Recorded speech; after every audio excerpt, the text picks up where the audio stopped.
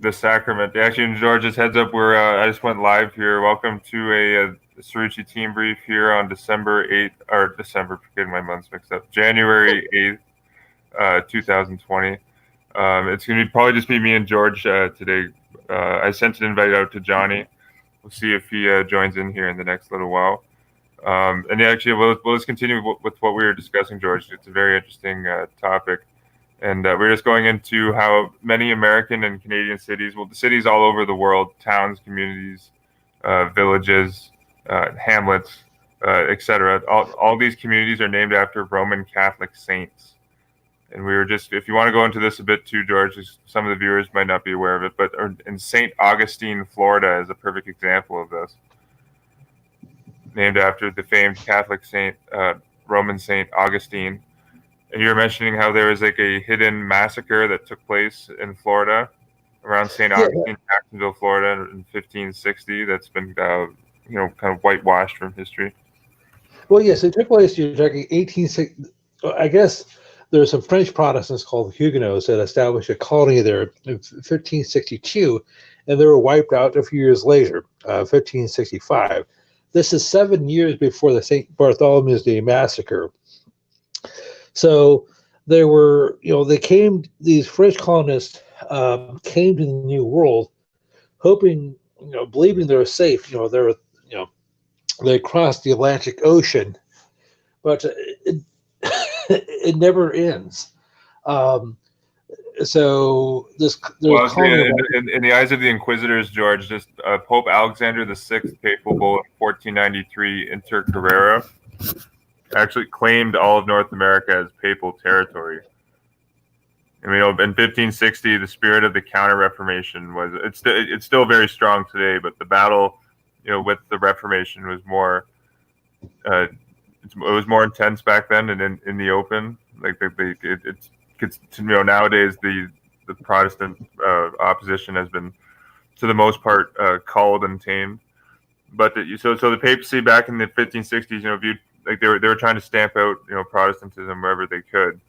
So having this sect of French Protestant Huguenots in Florida, which was claimed Catholic territory due to Pope Alexander VI bull, I think was the Catholics' legal justification for committing this massacre. Yes, and after all, it is no sin to kill a heretic. As a matter of fact, it's a absolutely. That was preached by none other than Saint Thomas Aquinas, the doctor of the church.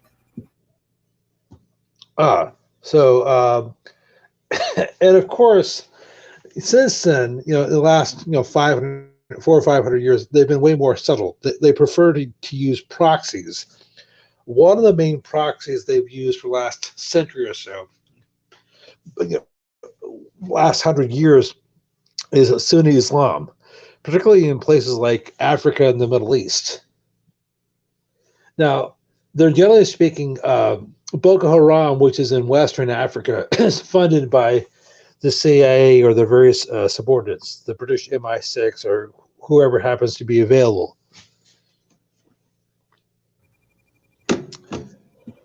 Well, absolutely, and actually, if we can go into Sunni and Shia Islam also play into this current Iran situation.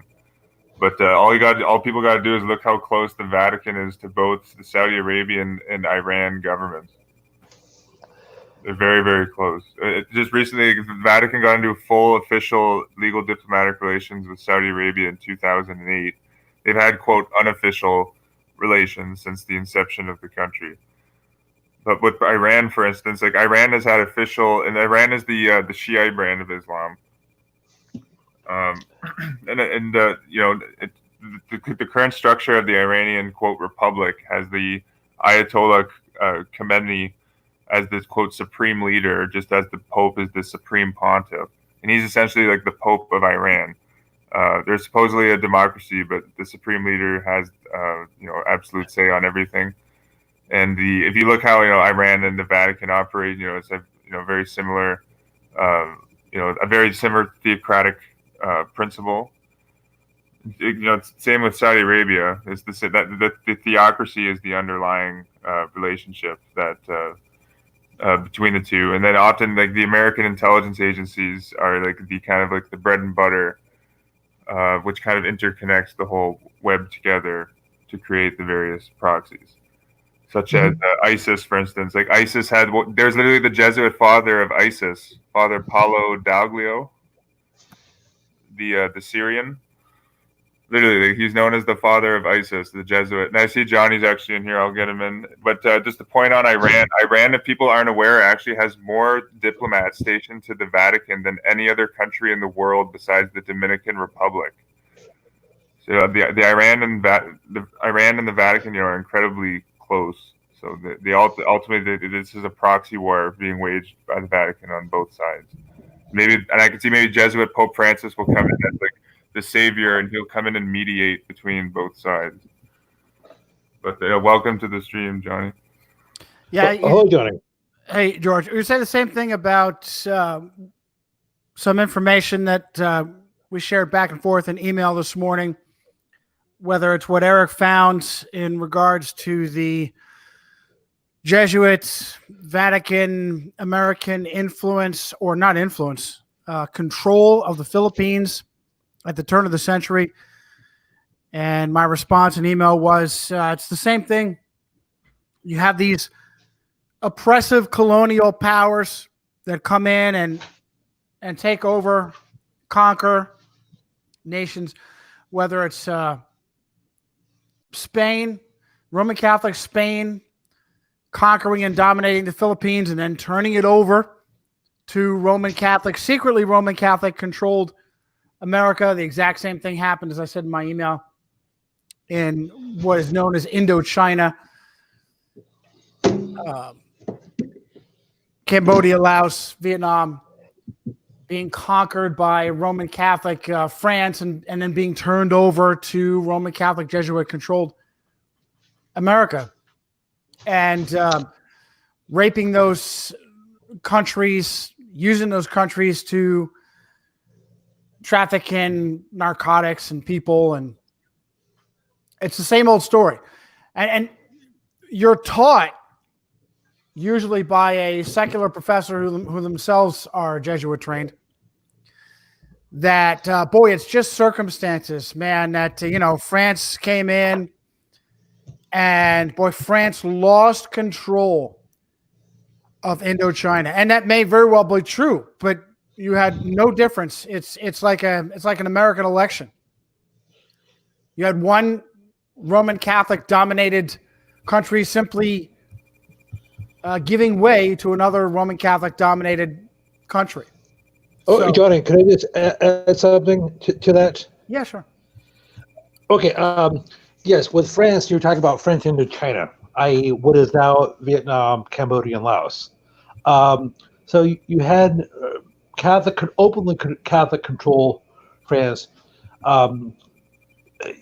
turning over the reins to the secretly controlled Catholic country of America, and which was supposedly Protestant.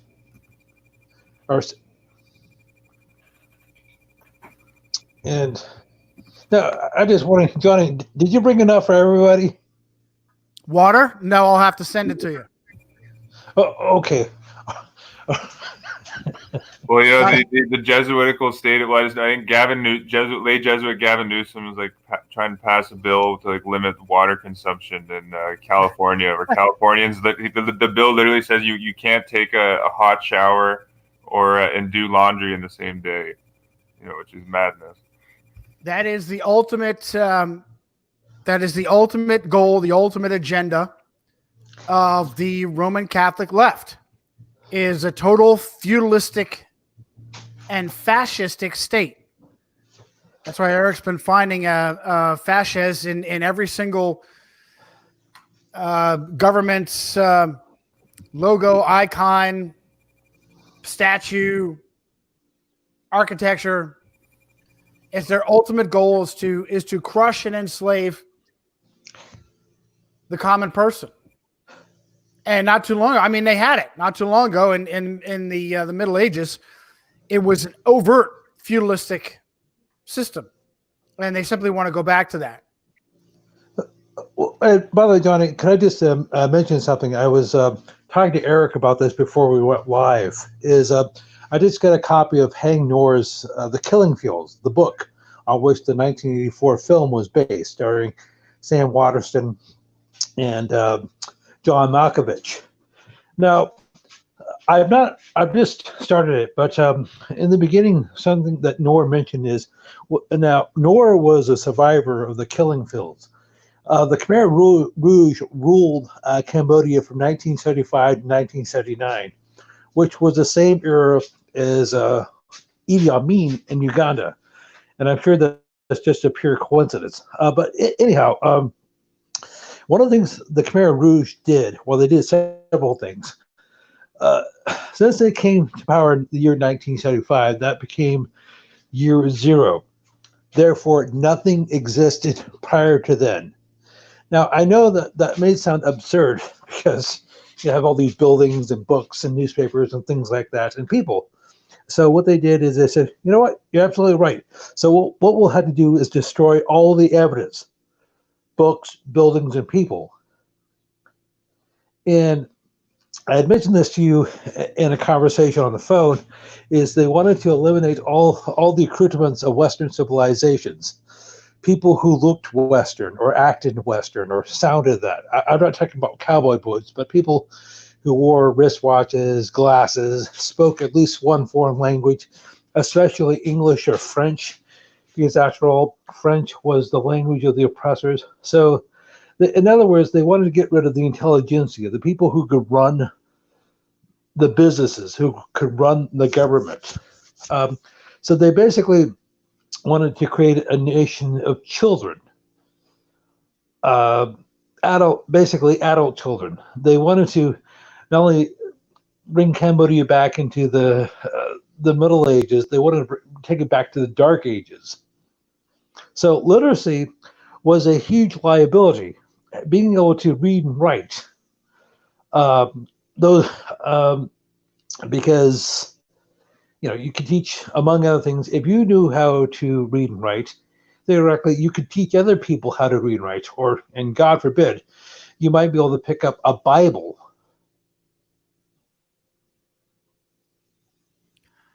Yeah, well, that brings us back to Dagger John in New York City in the 1800s, who was was Dagger John a Jesuit? I don't remember.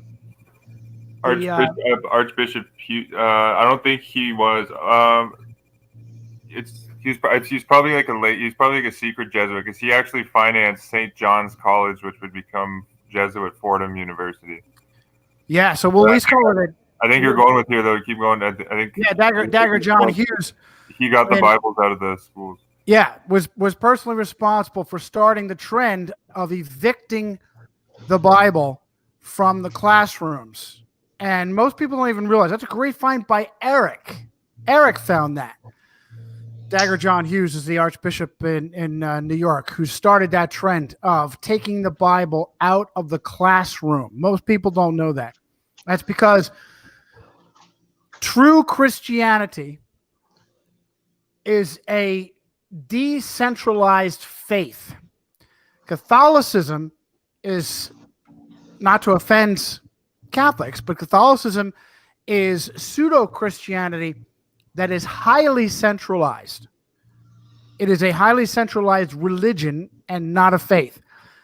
Christianity is at its finest when friends and family get in small groups in their home and study the Bible and worship.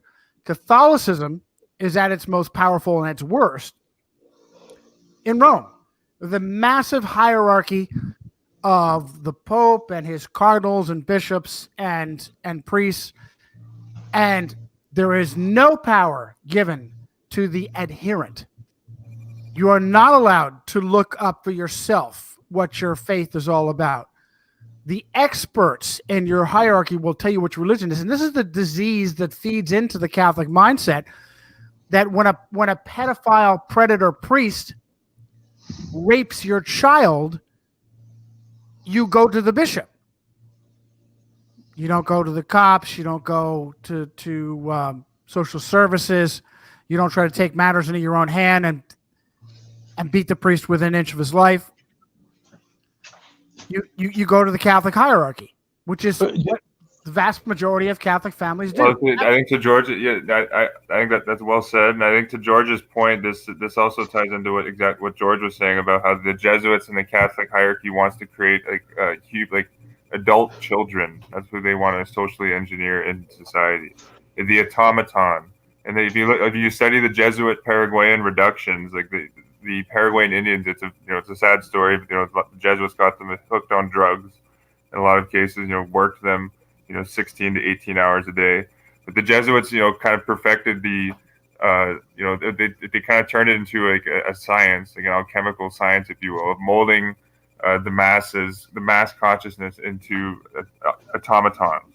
And that's exactly what George was describing just now in Pol Pot's Cambodia. And Pol Pot was educated by Jesuits, who was doing this, disgusting, ethnic cleansing. And and I think that's just on a side fact. That's why I think we see Noam quote Jesuit Chomsky, covering for Pol Pot in those massacres. Chomsky lived with Jesuits, and that people don't know, Noam Chomsky has honorary degrees from Jesuit Georgetown and Loyola University, Chicago. Yeah, the far left communist Jew who lived with Jesuits in South America. What a surprise! The guy who got all of his education done at the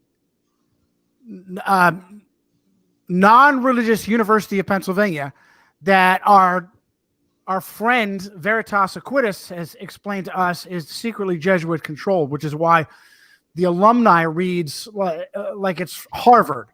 The number of rich and shameless who have gone to the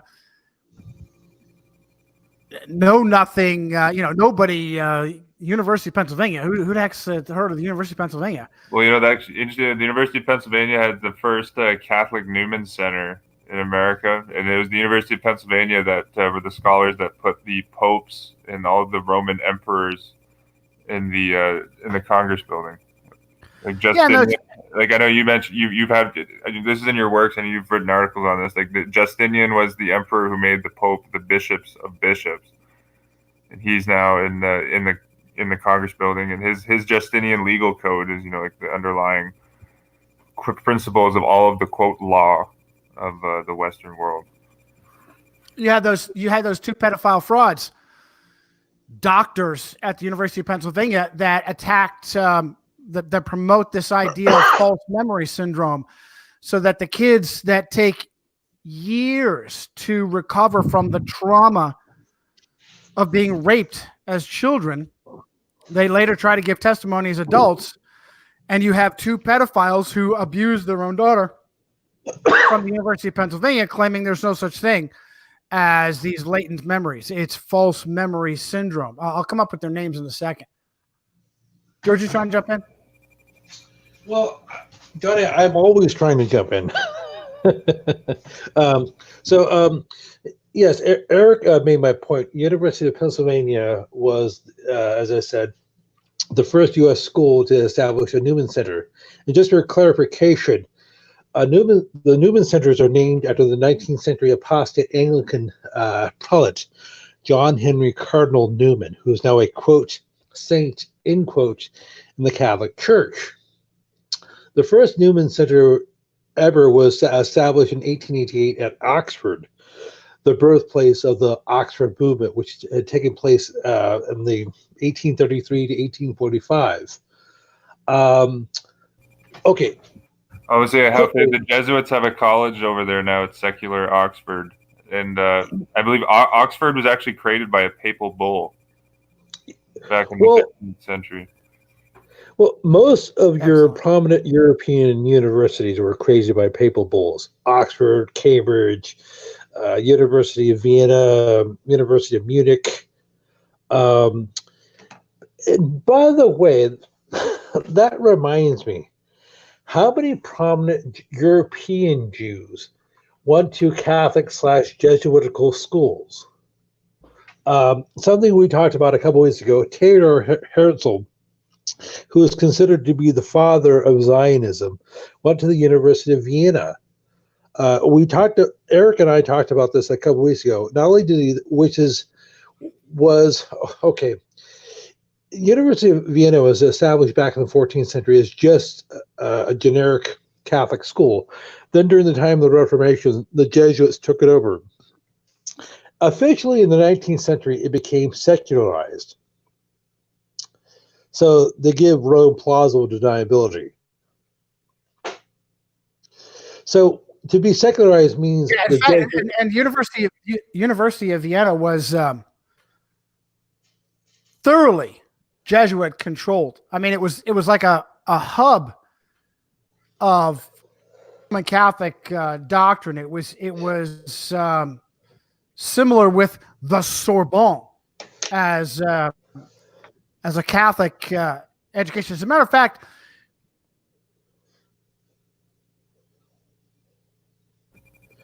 Johnny, you're muted. Well, your audio went out there, Johnny. Just a heads up. Well, let's see if that.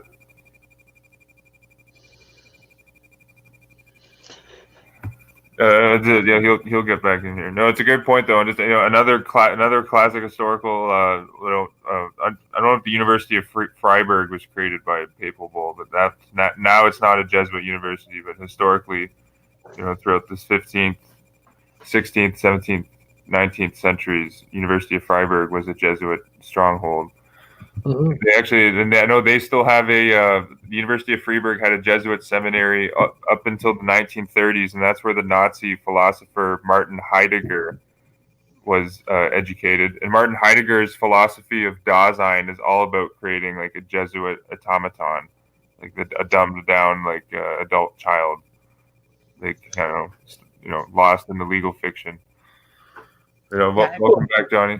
Yeah, I don't know how much of this you got. I was trying to say that we could do an entire show on how the Catholic Church is behind education in general. And there's a whole slew of personalities and alternative media threads on how the education system, whether it's Agenda 21 or any of these symptoms, how education, in quotes, is designed to turn children into automatons. Is designed to turn children into unthinking robots. It's very clear that education gives children nothing of what they need.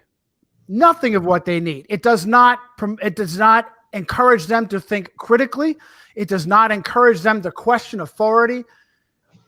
I'd say it doesn't give you any survival skills either. It doesn't teach you no class in Canada and America has they don't teach you at all about how interest works, for instance. No financial literacy taught in the schools, and just basic stuff. How to work on cars. Handy stuff. Yeah, absolutely. Trade work has been shunned. Absolutely, in common sense, in the empire of Johnny, kids would learn cars, computers, personal finances, personal health, all the things that you would need to know. And personal finances, you could do entire courses on debt and buying, credit cards, cars, houses. None of that shit schools get into touch at all. No, they teach their kids what? Latin. And they don't even take it to heart, because that's the language that the doctors and the lawyers hide their trade in. Well, I would say it's even I would say it's universal. Every quote secular university in the world has a Latin motto. Yeah, absolutely. And what we've heard, it's all kind of just engraved into our lingo, our language. We say, "What's your alta mater?" That's a Latin phrase. And go ahead, George. Yeah, real quick hat tip to Tommy. Thanks, Tommy. Appreciate it. It's false. George, let me throw this out from I was talking about the false memory syndrome from these two monsters, Peter and Pamela Freyd, Freyd, two pieces of human debris who have been accused by their own daughter of being pedophiles. And surprise, surprise, they come up with this false memory syndrome outrage to give the pedophiles cover. What a surprise that they, and where did they come from? The University of Pennsylvania. I'm sorry, George, go ahead. Can I just really quick, this just came to my mind. I know the University of Pennsylvania is also doing a lot of, quote, pre-crime research. And Donald Trump is actually, Jesuit-trained Donald Trump has said I think he said this after one of the latest mass shootings. He said that he wants to get into pre-crime research. He wants to stop, quote, mass shootings before they happen. But guys like us, just like they'll say, "Oh, Johnny, you don't be so hard on the Catholic bishops. Oh, he's quote mentally ill. He's a bad guy." But the point being, anyone that challenges authority, like someone could see my channel and say, "Oh, look, Eric's clearly mentally ill. He's criticizing the Vatican. Get him into a mental institution. Like this is the stuff that can happen once this pre-crime legislation." Gets on the books. And then there's Minority Report. Tom Orsini Cruz, Minority Report. Pre-crime. Well, I just saw this. The reference for this was in the documentary "Do Not Resist." But at the end of that movie, they showed to the University of Pennsylvania. They're talking to a quote criminologist there, and you see how the University of Pennsylvania is doing all sorts of research into, like they already have statistics like that before people are even born. They say, "Oh, this is the chance that he'll be a criminal," and they already assigning numbers and probabilities to people before they're born. And something they're doing that's analogous to this, you're talking about crime, is health. What is the probability you'll develop some sort of condition, heart disease, diabetes, some type of cancer? And because of this, you can do tests. As an adult or as a child, to where, oh yes, you have a such and such probability of developing colon cancer, such and such probability of developing breast cancer. And I know of some women who've actually decided to have mastectomies because of this. Oh, yes, I have a high probability. Yeah, George, that is insane. George, that is insane. Who is the high profile? Some actress got like a double. Who? Angela Jolie. Did she have? Was it a double mastectomy simply because she was told there's a high probability that you'll get breast cancer? Are you kidding me? Yes. So there's like without naming names, I actually had a family member who did this a couple of years ago because according to some tests she has an 80% chance of developing that condition. Yeah, pause. Hey, wait, pause. Before we leave this, let's not jump over Angelina Jolie and yes. Zip got her, Angelina Jolie. Good job, Zip.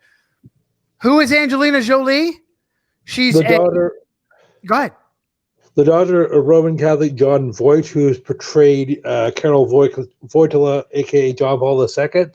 Yeah. She's the wife/girlfriend of Brad Pitt, the apostate Freemasonic Baptist. And she's also the ex-wife of Billy Bob Thornton. Yeah, and so John Voight, hyper devout Roman Catholic, and a conservative Roman Catholic, surprisingly. So deep Catholic influence and very, very messed up individual. And Zip says UN stooge. Yeah, that's just one aspect of her life. So I didn't want to roll over her too quickly before we brought that out. And this is in Jewish controlled Hollywood, right? So go ahead, George, finish. Okay. So speaking of which, so you take these tests that'll give you the likelihood that you'll be a criminal. You'll be, you have like a 67% chance of being a mass murderer. You have a 42% chance of being a bank robber, according to these imaginary tests. Oh, okay. So we should either kill you now or incarcerate you now. So since there's such a great likelihood that you'll be a menace to society. Yeah, I would call. I'm gonna go back to this whole idea of cancer. I would call having some sort of having a disfiguring operation done, removing parts of your body simply on the chance that they will become cancerous. And particularly, I mean, mastectomy, having a double mastectomy. Wow. As a Christian, I would call that nothing short of satanic. It just, and then propping her up as an example as to why you would do that. Oh, she's done it, so you should do it too. Are you kidding me? So basically, you're so petrified of cancer, not catching the cancer, and then dying as a result, that you would rather disfigure yourself just on the chance of it. Well, I'm saying they're going through with the mandatory vaccinations also. They wanted, part of the eugenics agenda is to inject people, and vaccines have a whole cocktail of, messy stuff in there. They even say in the vaccine inserts that, they haven't been tested for impairment of fertility. They haven't done toxicology tests and the like. Yeah, But out in California, Jesuit Moonbeam Jerry Brown actually passed laws recently when he was still governor that took away a personal, philosophical, and religious exemption for vaccines. So now it's mandatory in the state of California. So they're going through with this, and this is we're going into a very regimentation, Jesuitical style regimentation of base for society, kind of based on Nazi Germany. And then we're seeing that in 2020 rolling out too with the Real ID card, which is being pushed by Jesuit-trained John Kelly, the most vocally. John Kelly has a doctorate from Georgetown. Imagine that. It's exactly what I said. The ultimate extent of a far-left Roman Catholic fascist feudalist state. And by the way, fascism is far left. It's in no way is fascism right wing. That's part of the Roman Catholic psyop, connecting the Roman Catholic Third Reich to something right wing. And in no way was Nazi Germany right wing. Socialism is in no way. It's the socialist. And that the name of the Nazi Party was it was a socialist party. It is a leftist paradigm. Imagine that, where you become aware of the dangers of vaccines, and the power of the state requires, the power of the People's Republic of Mexipornia requires you. As soon as something is put underneath your skin, your body immediately absorbs it. There are so many defenses, natural defenses that your body has that are circumvented by going subcutaneous, by going under the skin. That's the big problem. The issue with vaccines is not whether or not they're effective. The issue is, who is the authority putting the concoction together? Are they trustworthy? And the answer is absolutely not. Absolutely not. You cannot trust these pharmaceutical companies backed by the power of the government. Is it possible to come up with a vaccine that is actually beneficial? Sure. Not from the system that we have today. Even if you assume that some of these incidents are accidental, the idea of squalene being an adjuvant, being a compound that supposedly excites your immune system into working better, having all kinds of negative side effects, they're happy with that. Even if they came upon it by accident, they're happy with that. The fact that it's been connected with diseases that decrease your mental acuity.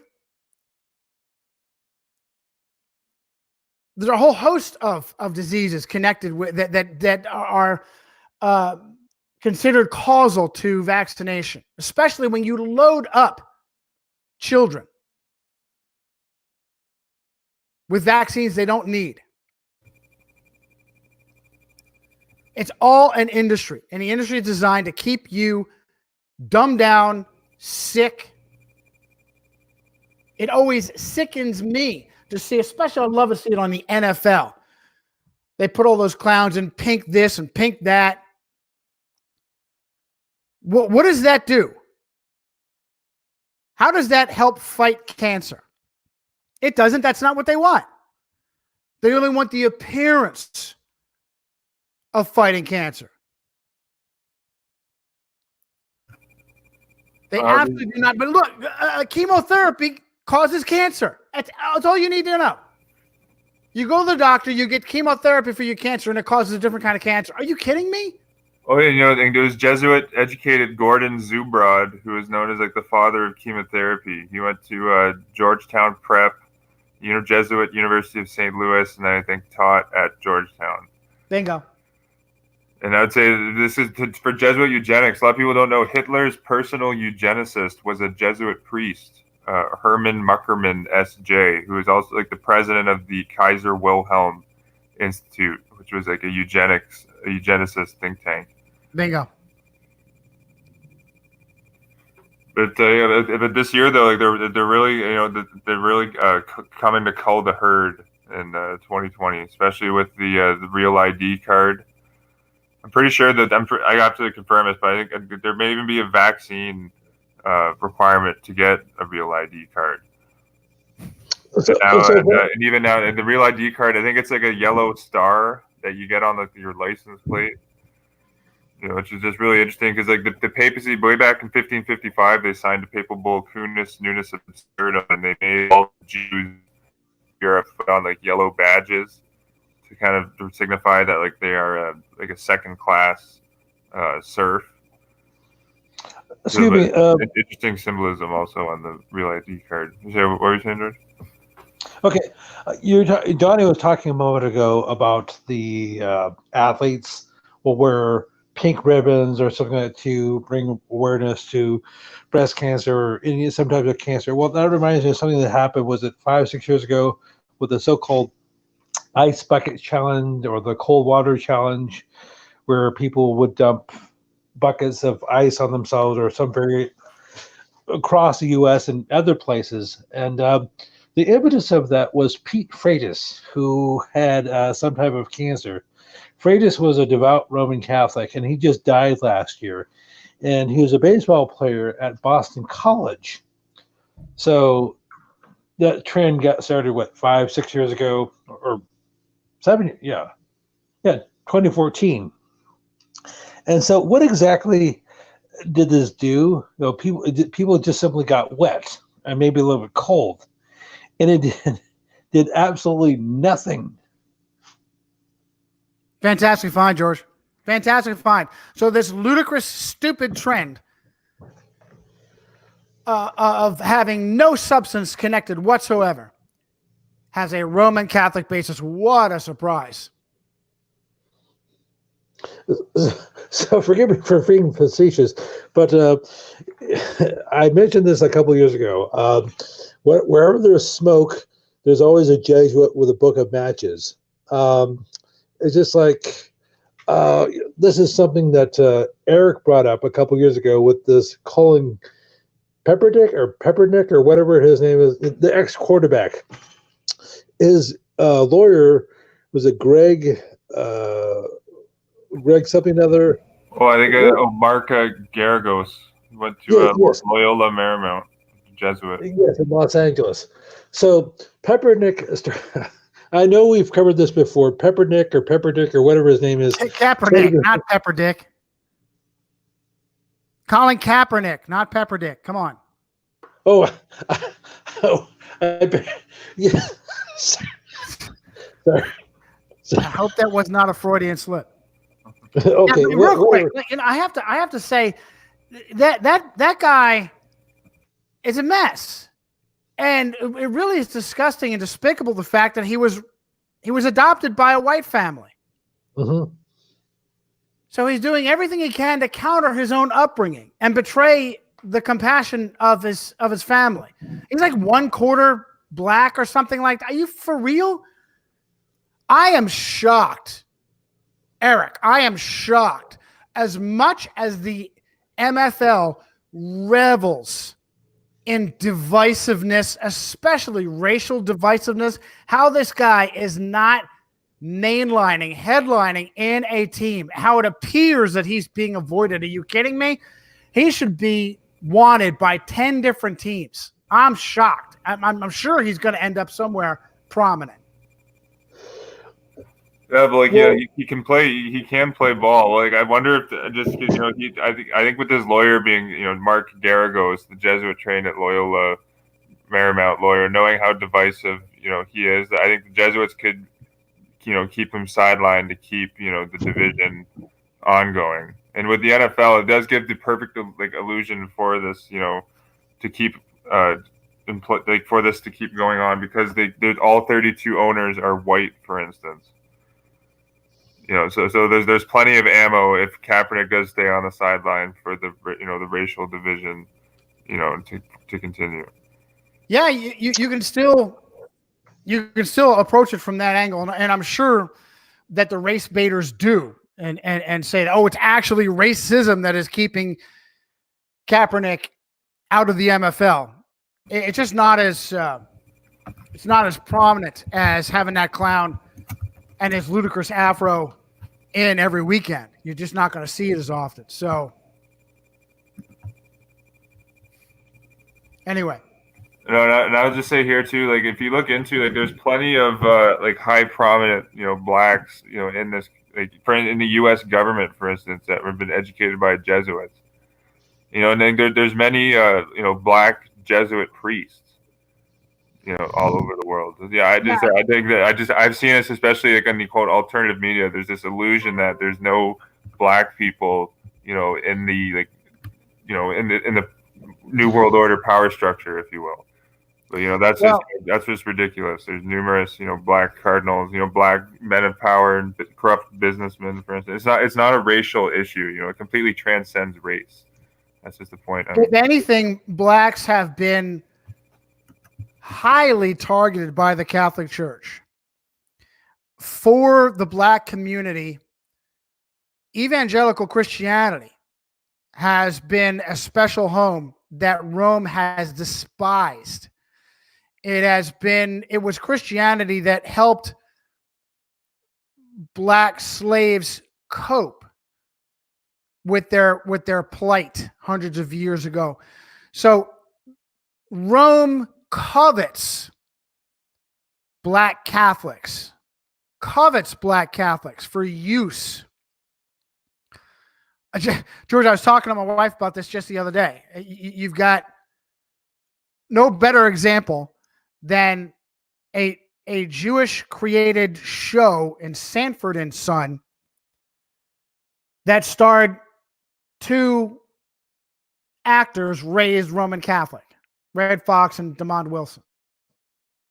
How do you find, you have this idea that blacks are not Catholic. How did you find two black Catholic actors? How did the Jews who created that show find not one but two to highlight the show? It tells you everything you need to know about who really runs Hollywood and who kisses whose ring. And we talked about this earlier, how Red Fox joked about how he was pimping teenage girls at the same time that he was still, like an altar boy? He used that as a joke in his stand-up. I didn't think that was funny.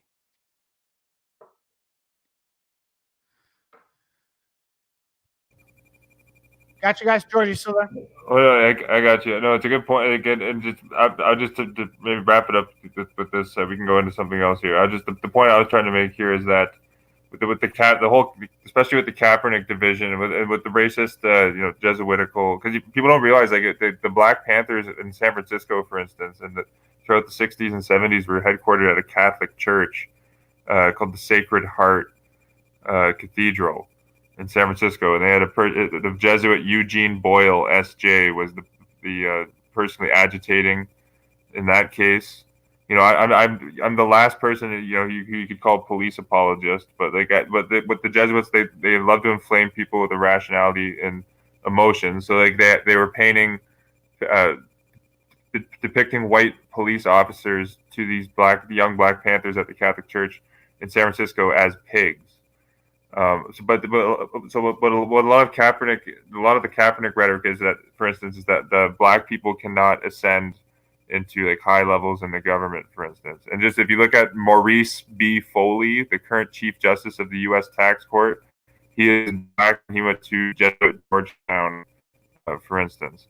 Michael Steele, a Black man, was recently the head of the Republican National Committee, and he went to Jesuit Georgetown and was a knight. Michael Steele, Alan Keyes, who is the sheriff that Faux News keeps putting on all the time. Oh, David Clark. Yeah, he went to Jesuit Marquette Prep. Yeah, and he's known as he's like the TV sheriff, and he's pushing the Blue Lives Matter propaganda. Now listen, these are not bad people per se. I love to hear these guys, but the only reason they are household names is because of their Catholic Jesuit background influence. Clarence Thomas. Well, absolutely, another great example. But Clarence Thomas, he Opus Dei, educated by Opus Dei, Monsanto lawyer. He's been on the Supreme Court, for years. So the point being that, it shatters the illusion coming from the Kaepernick rhetoric psyop that, Black people can't ascend, quote unquote, ascend in society into positions of prominence. Yeah, all they got to do is be Catholic, and they shoot straight up. Absolutely, and that's basically that's how it works for non-Blacks too. The majority of whites, like the majority of white prime ministers in Canada have been Catholic. We've had 10 open Roman Catholic prime ministers in Canada, more than any other religion. You get another point being that it transcends religion. The majority of whites that get into power are Catholic. The majority of Blacks that get into power, Asians. Carrie Lam in Hong Kong's a Catholic. Insane. Of all the citizens in Hong Kong and China, you could only find a Catholic female to be the CEO of Hong Kong. Are you kidding me? Does that not tell you we're right and everybody else out there are a bunch of frauds that don't cover this material? One more example that we all found together. Richard Pryor, born and raised by a Catholic deviant mother who herself, I think, was a pimp, right, George? Who sexually abused him and raised him Catholic, and eventually was responsible for turning him into a bisexual. Well, Richard Pryor's mom and grandmother were both madams, and of course, Richard Pryor was initiated into Prince Hall Freemasonry as a teenager, which is reminds me of something else, because I mentioned this to Johnny in a private conversation a week or so ago, in that since at least World War II, and probably long before that, in America, Canada, or in the West, generally speaking, in order to have any sort of position of prominence, you need to have an undergrad degree. Now, Richard Pryor did not go to college, so that's the connection here. But generally speaking,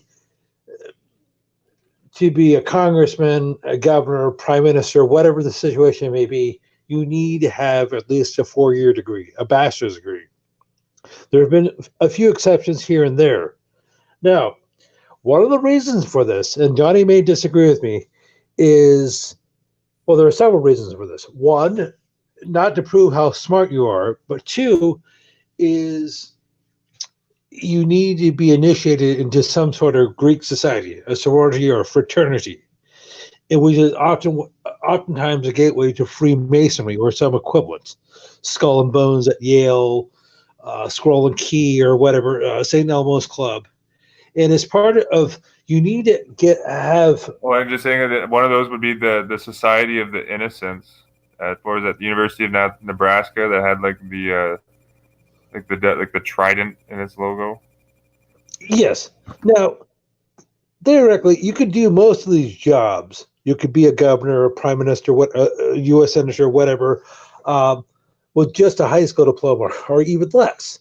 It's part of the elitism. The last U.S. president, for example, to have less than a 4-year degree was Harry Truman. and he left office back in the 1950s. Well, So he made up for it. He got an honorary doctorate from the Jesuits at Fordham, Harry Truman, in 1946. Yes. So my point is partially elitism, also is to initiate you into a secret society. Yeah, let me be clear again, George, on this whole fraternity thing. Yes, it is important to know if a prominent person has been part of a fraternity and what that fraternity is, but you just can't step back and say bingo at that point. You have to know there's just so many damn fraternities to keep track of, George.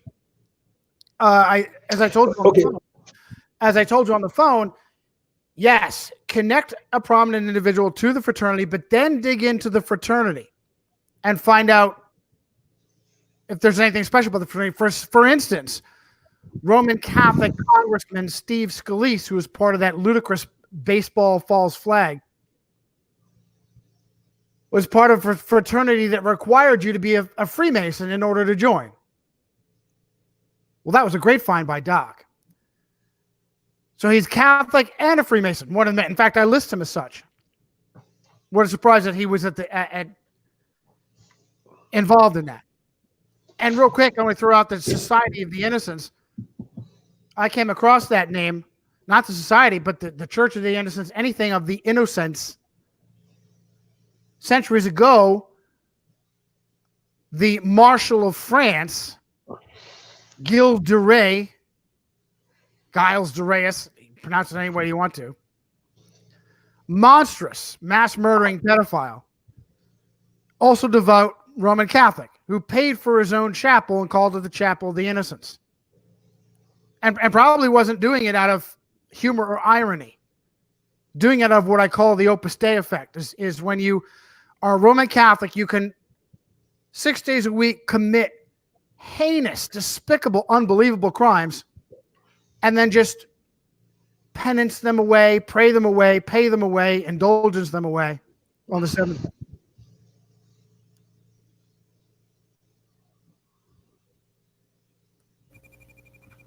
Well, I would just say it was one of the most despotic popes in history was Pope Innocent III, who's now in the Congress building. But his name is, kind of mockingly innocent.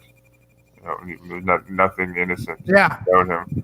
Yeah, there's been quite a few ridiculously inverse names of popes. Well, actually, Pope Innocent. Pius Innocent. Pius is another one.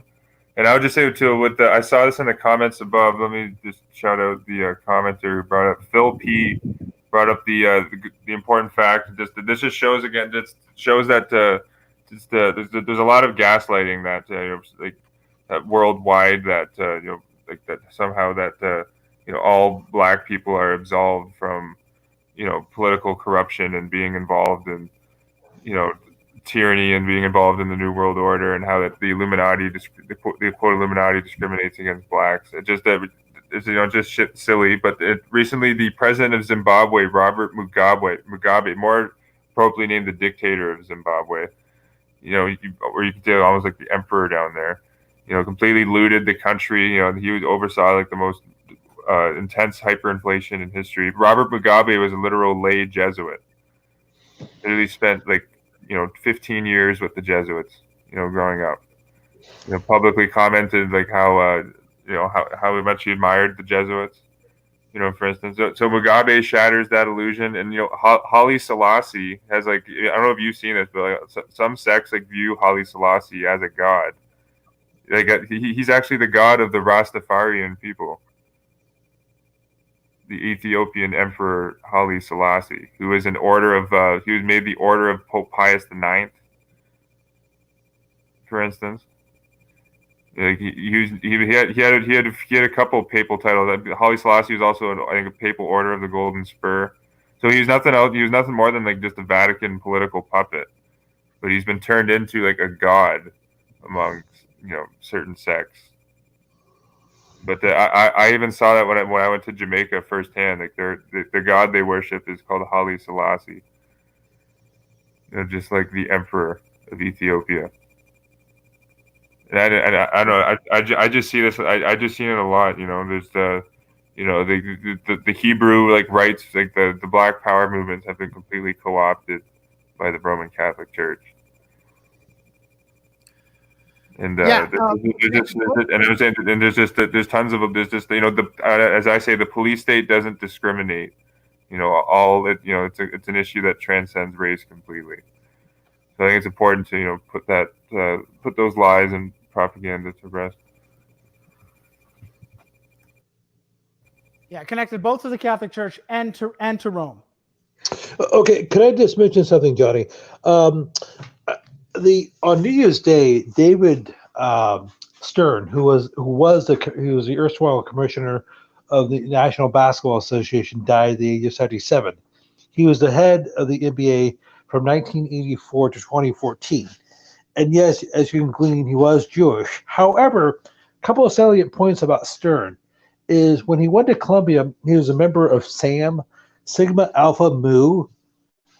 And if you look at their iconography, it's very bizarre. On the top of it, you have an axe, which was in a sheath, and you have a couple of hands shaking, a couple of hands clapping is like appears to be a Masonic handshake, and you have a lantern.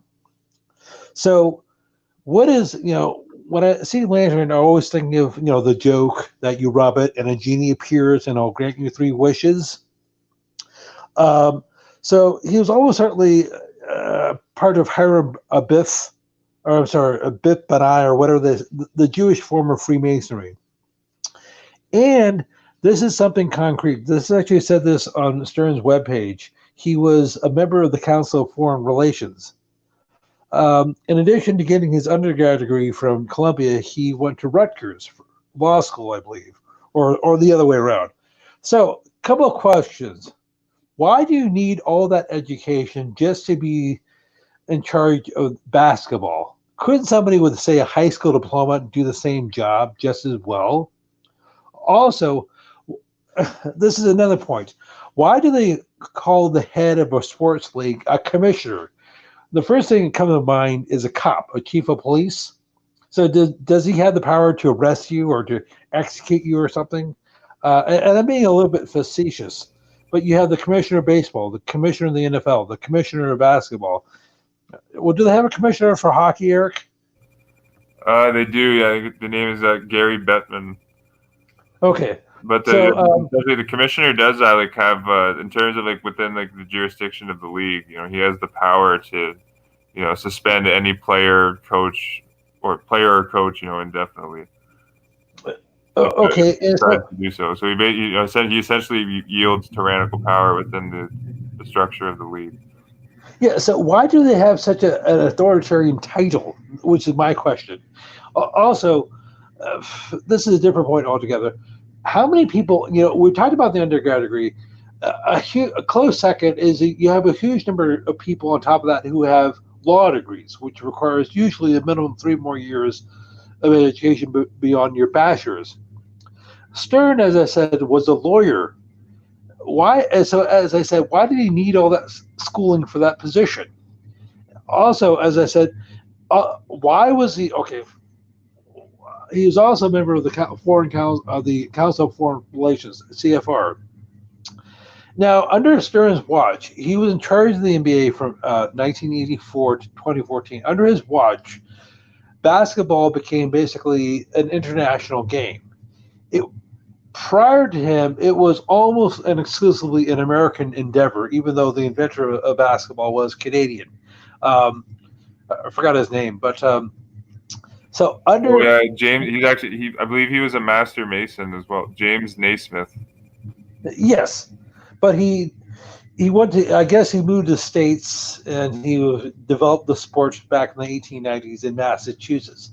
But anyhow, so basketball is hugely popular in Europe, Japan, China. Yes, Red China, and as a matter of fact, they sell billions of dollars of merchandise in China, jerseys, hats, pennants, you name it. So why would this game be so popular there? And that's not really a rhetorical question. Well, it's a great bread and circus distraction. Mm-hmm. You know, especially with how big it's become, you know, commercially. Like the NBA alone's TV deal, I think, is looking at like $7 or $8 billion. Mm-hmm. And So, George, you obviously let me pull a George and yank you back to a previous topic. You obviously did not have your copy of Illuminati Unmasked properly committed to memory when I told you to connect the lantern to English mystic John Dee. Otherwise, you'd be able to go to page 577 and read John Dee, the eminent authority on Hermeticism and Kabbalism in England, laid the groundwork for the formation of the Rosicrucian order. He most certainly initiated young Francis Bacon into the order, as evidenced by the Jacob Katz engraving of 1655. Oh, terribly sorry, Johnny. Hang on. I didn't finish. Okay. I'm sorry, I was interrupted. He most certainly initiated young Bacon into the order, as evidenced by the Jacob Katz engraving 1655 of Dee passing the lantern of the Rosicrucian light to Bacon over an open grave. And again, remember how this whole idea of lanterns and lights connects to Lucifer and the keeper of the light and Prometheus, who stole the light from the gods to give to man and just was consigned to eternal damnation and to have a great eagle eat his liver out every day and have it grow back at night. Poor Prometheus, poor Lucifer. Sympathy for the devil.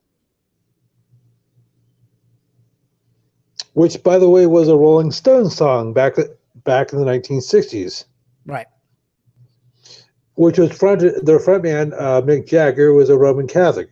He grew up Anglican, but he converted when he married his Colombian or Venezuelan wife, whoever it was. So from switching over to the Anglican church over to the Catholic church wasn't a huge stretch for him. And we know how devout and pious Mick Jagger has always been since, the 1960s. Yeah.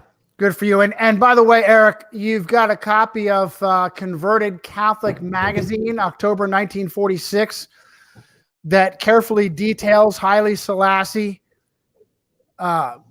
spending a lot of time in Rome. October, yeah, that'll. I believe you archived that too. I'll pull that up here in my. I'll link that in the chat for people to read. Yeah, I believe that's the issue that Haile Selassie is exposed, being a Vatican political. Yeah, good find.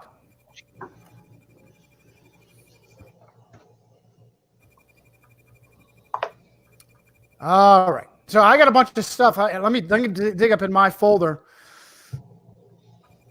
Hang on as I.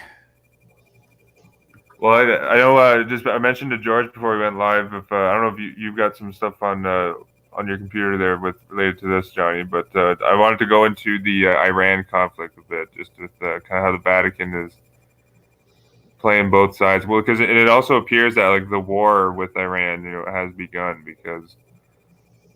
It's a pretty reckless decision by Trump. That'd be like if Iran assassinated Joseph Dunford. And if that happened, there would, already be, airstrikes taking place and bombs being.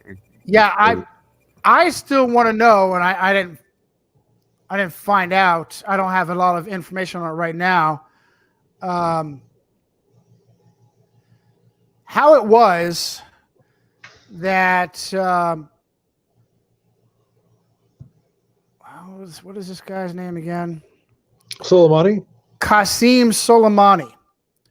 How you have an anti-ISIS Iranian general being murdered in Baghdad by a drone strike? Are you pardon my language, are you fucking kidding me? Do any of these nations have any sovereignty, number one?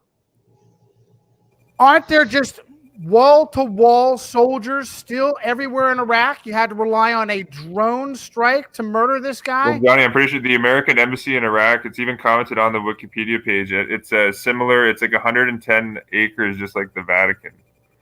They commented how it's similar size actually to the Vatican city-state. But if people aren't aware, the American embassy is ginormous. Yeah, let me tell you, the Skynet infrastructure that is in place that tracks individuals and has assets hovering above to murder you at a moment's notice, really, really disturbing. Yeah, Barack Obama gave the green light for that to occur on U.S. soil too.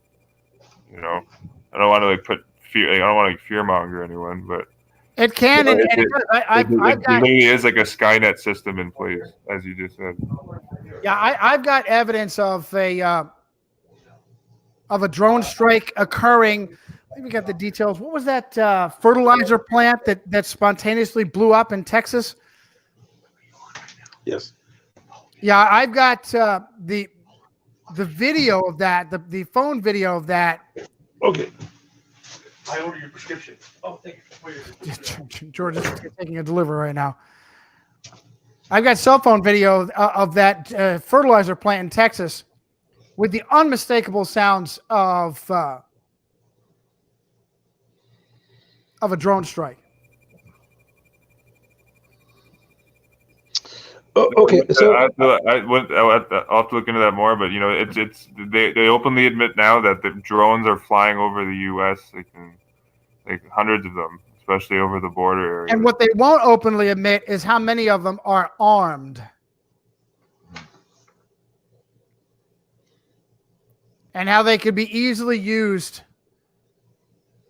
to kill people quickly.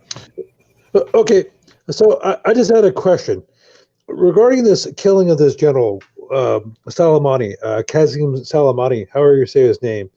Is he actually dead? Who knows? Two, if he is dead, why was he killed, or why was he officially killed? I mean, did he get online? Did he grow conscious? Who knows? And to be honest with you, prior to a week ago, I had never heard of him.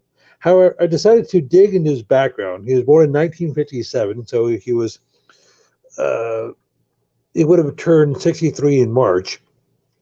And I'm just looking at him, and this is something Eric did a video a year or two ago on all these medals that people get, non-Catholics get. They're an order of such and such. Well, Soleimani last year was made a member of the Order of Zulfikar. I had never heard of this before, which is exclusively an Iranian order. And if you just look at it, it looks like a Star of David. And I don't know much about the history or the background of it. So, but if you look at it, just on Wikipedia, it says type chivalric and dynastic order.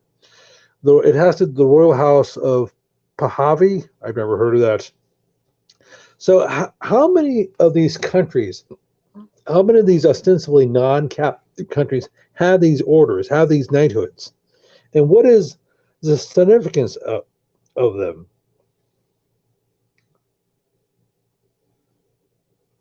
Yeah, my dear friend Plain Joe noted that I won't not just so many, but it's part of the Iranian uniform. The Roman Catholic iconography on these Muslim countries' uniforms, whether it's the Roman laurel or eagles or fasci or it's just everywhere. It's ubiquitous.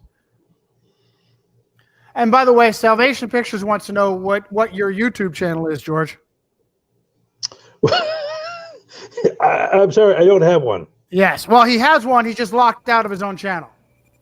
So I'll have to try to do that again. So yes, but as I said before, I never had to be worried about being booed by my fans because I outnumber them. No, you have a great many fans. The problem for them is that if you love George, you're only going to get them through Eric or myself. Okay, for the time. Okay, so yes, that's one of my resolutions for 2020 is to come up with a YouTube channel. So I'll definitely give them some reasons to boo. Yeah, it's Lubla just mentioned that the Kissinger comment. Didn't we find who was it? Who one of us found that there are some Catholic connections to Kissinger's family?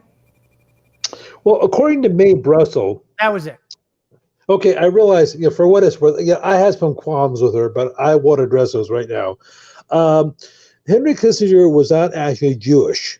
He was actually a Roman Catholic, and there are a number of German Catholics who left Germany in the 1920s and 30s who simply feigned to be Jewish, or they've been partially Jewish. Another example of that, you're talking about Kissinger, but you had the Klemperer family, the conductor Otto, and his son Werner, who is probably best known as Colonel Klink on the TV show Hogan's Heroes. Now, I realized I was completely inane and vacuous.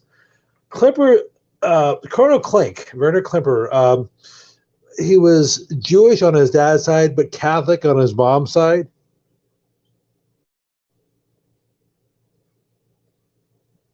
Okay, and he's jumping from Kissinger to Klemperer. Well, anyhow, as it turns out, during World War II, I forgot the name of the alphabet. Kissinger and Klemperer, the future Colonel Klink, served in the same army units. And their handler was Fritz Kramer. Kramer was actually tried at Nuremberg, and there's some questions as to what his sentence was. He basically got off and ended up moving to America through paperclip.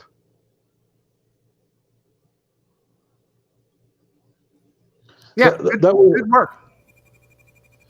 Okay, that's solid background on Kissinger. I believe one of his handlers also in the early days was Jesuit trained Vernon Walters, also yes. a Knight of Malta. And Kissinger in the 70s, I was going to say famously, but I don't think that's the case because most people don't or aren't aware of it. But Kissinger actually became a professor at the Jesuit powerhouse in Washington, Georgetown University.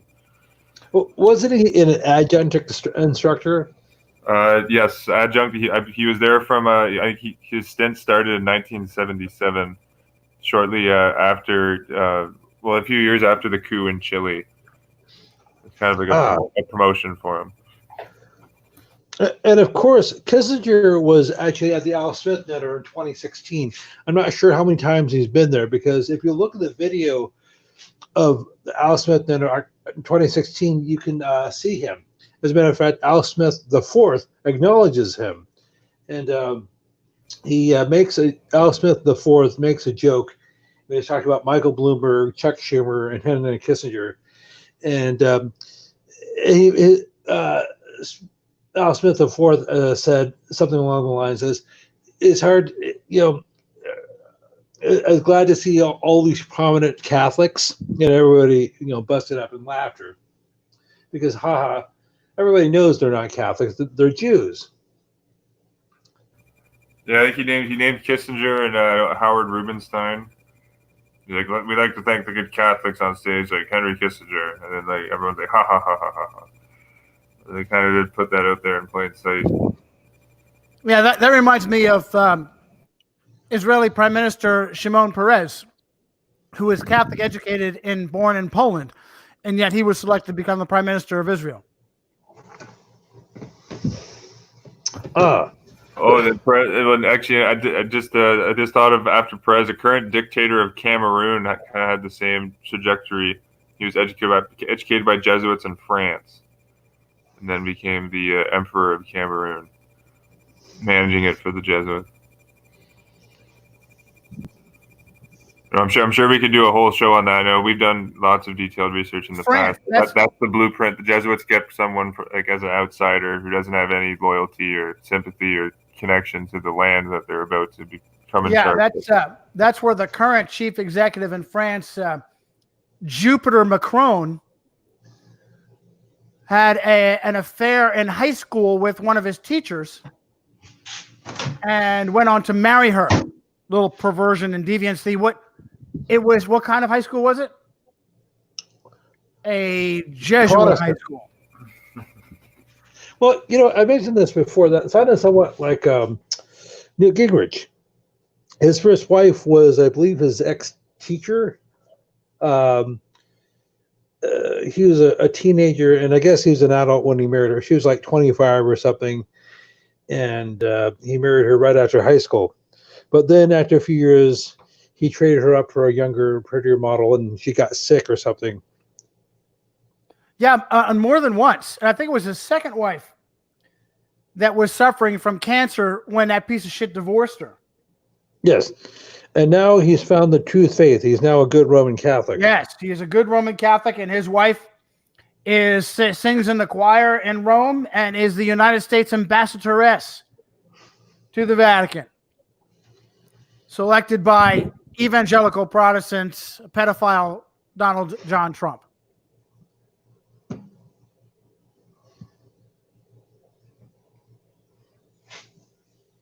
Yes. So, anyhow, so Johnny, did you have some things on your file you wanted to go through? Yeah, sure. How about your old email on Gertrude Stein? Did I get that right? Yes. Sorry. I guess you weren't too happy with the email. Well, no, I had to play Sherlock Holmes with the fucking thing. Pardon my language. So you send you send the Vatipedia entry to Gertrude Stein and a Vatipedia entry to a cemetery. I'm like, what? What the heck am I supposed to do that? Okay, so let me put on my sleuthing goggles and go find out that the homosexual Jewish female who ran to Roman Catholic France to have her relationship with another homosexual Jewish female, Alice Toklas, right? Is that right? Yes, Alice Babette Toklas. To later be blown up by all of Western civilization on what a brilliant writer she was, is buried in a cemetery named after the Jesuit confessor of the Sun King, whom I just wrote about in Romans of Mass Destruction. I forgot to mention that in an email. Mm-hmm. Pierre Francois de la Chase. He was a tyrant. Like, I know, I first saw this from Theodore Greisinger's book, The History of the Jesuits, written back in 1877. But apparently, the people of France, were cheering in the streets when this Jesuit La Chasse died, because that's how much of a tyrant he was. I think that says a lot. What a surprise! So the Jesuit confessor who whispered into the ear of the Sun King. Sun King was just a vicious Roman Catholic, monstrous Roman Catholic, destroyed, tortured, persecuted the Huguenots and the Protestants of France. Actually, was it Louis? It was Louis XIV, if I'm not mistaken, that he commissioned the funding of the Versailles Castle, which embodies like the Catholic elite, elitist cronyism, like aristocratic caviar class. Go to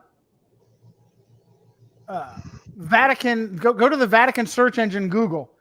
Go to their image section and just type in Versailles, and imagine one man living in that outrageous estate.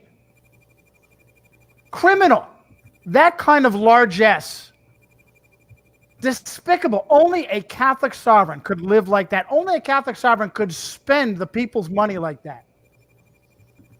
He's the same monster that got the criminals in his army and forced the Protestant French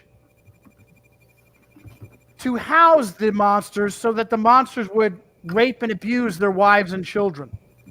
That's what a great guy the Sun King was in his persecution of the Huguenots.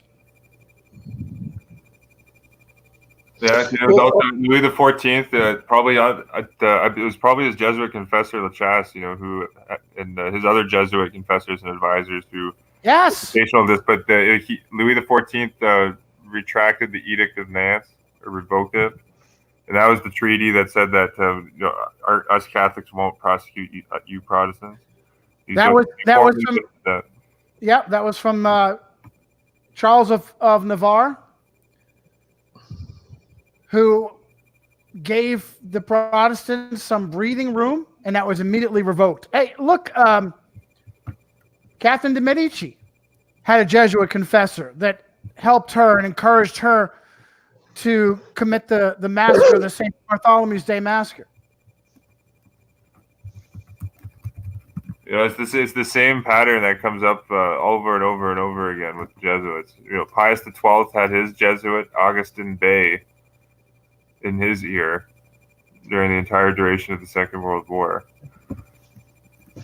And I don't know if we saw this. Maybe we can go into this a bit later in the show. Just the Augustin Bey. This came up with this. This ties into the pedocracy. This came out a year after your book, Eaters of Children. I don't know if I don't think we've mentioned this on our shows here. But the story was titled. This was from the local Spokane News, where the Jesuit Gonzaga University is. Because at Gonzaga, there's something called the Augustin Bey House, named after the Jesuit priest Augustin Bey, who is Pius XII's confessor. But there's this headline is called "Jesuits Sent Abusive Priest to Retire on Gonzaga's Campus."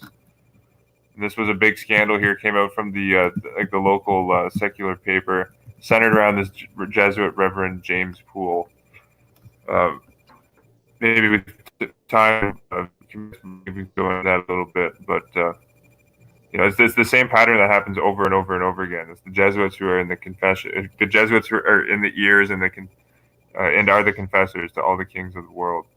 Nancy Pelosi's Jesuit confessor, in America, is Father Stephen Privet, S.J. I think he's the president now was the president of the Jesuits University of San Francisco. This is the U.S. Speaker of the House, a position of power that has a Jesuit in her ear. Just like it was in the Middle Ages with Louis XIV. When we get that phenomenal information from ex-Jesuit Alberto Rivera, it was Alberto Rivera who said he received that information in a personal briefing by Augustine Bey. And so what do they do with the monsters who rape children? They send them to the Augustine Bey retirement pleasure resort,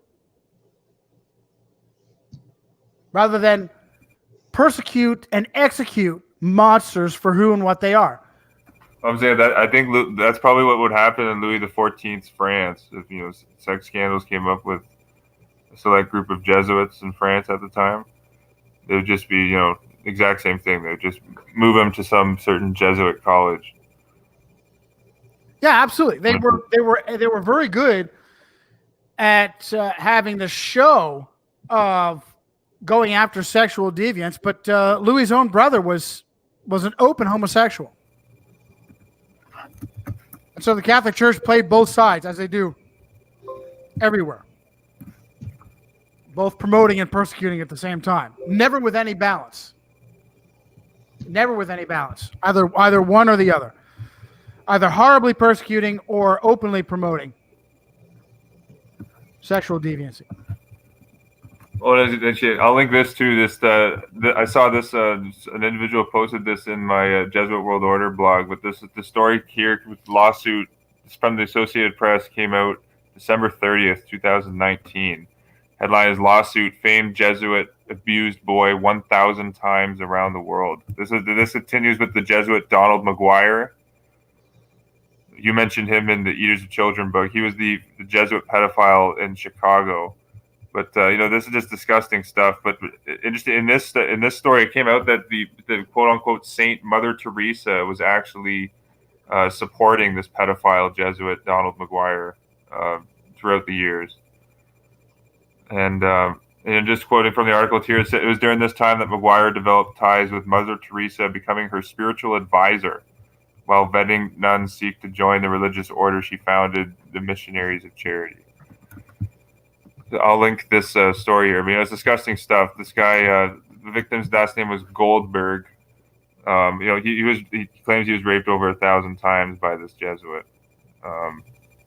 the same Jesuit has come up in numerous cases. Like I have a Chicago Tribune article called "Chicago Jesuits Hid Sex Crimes" from 2013. That was a Jeff Anderson case, I think, when he was the lawyer. So this and I think McGuire ended up going to jail in 2019 or no 2009.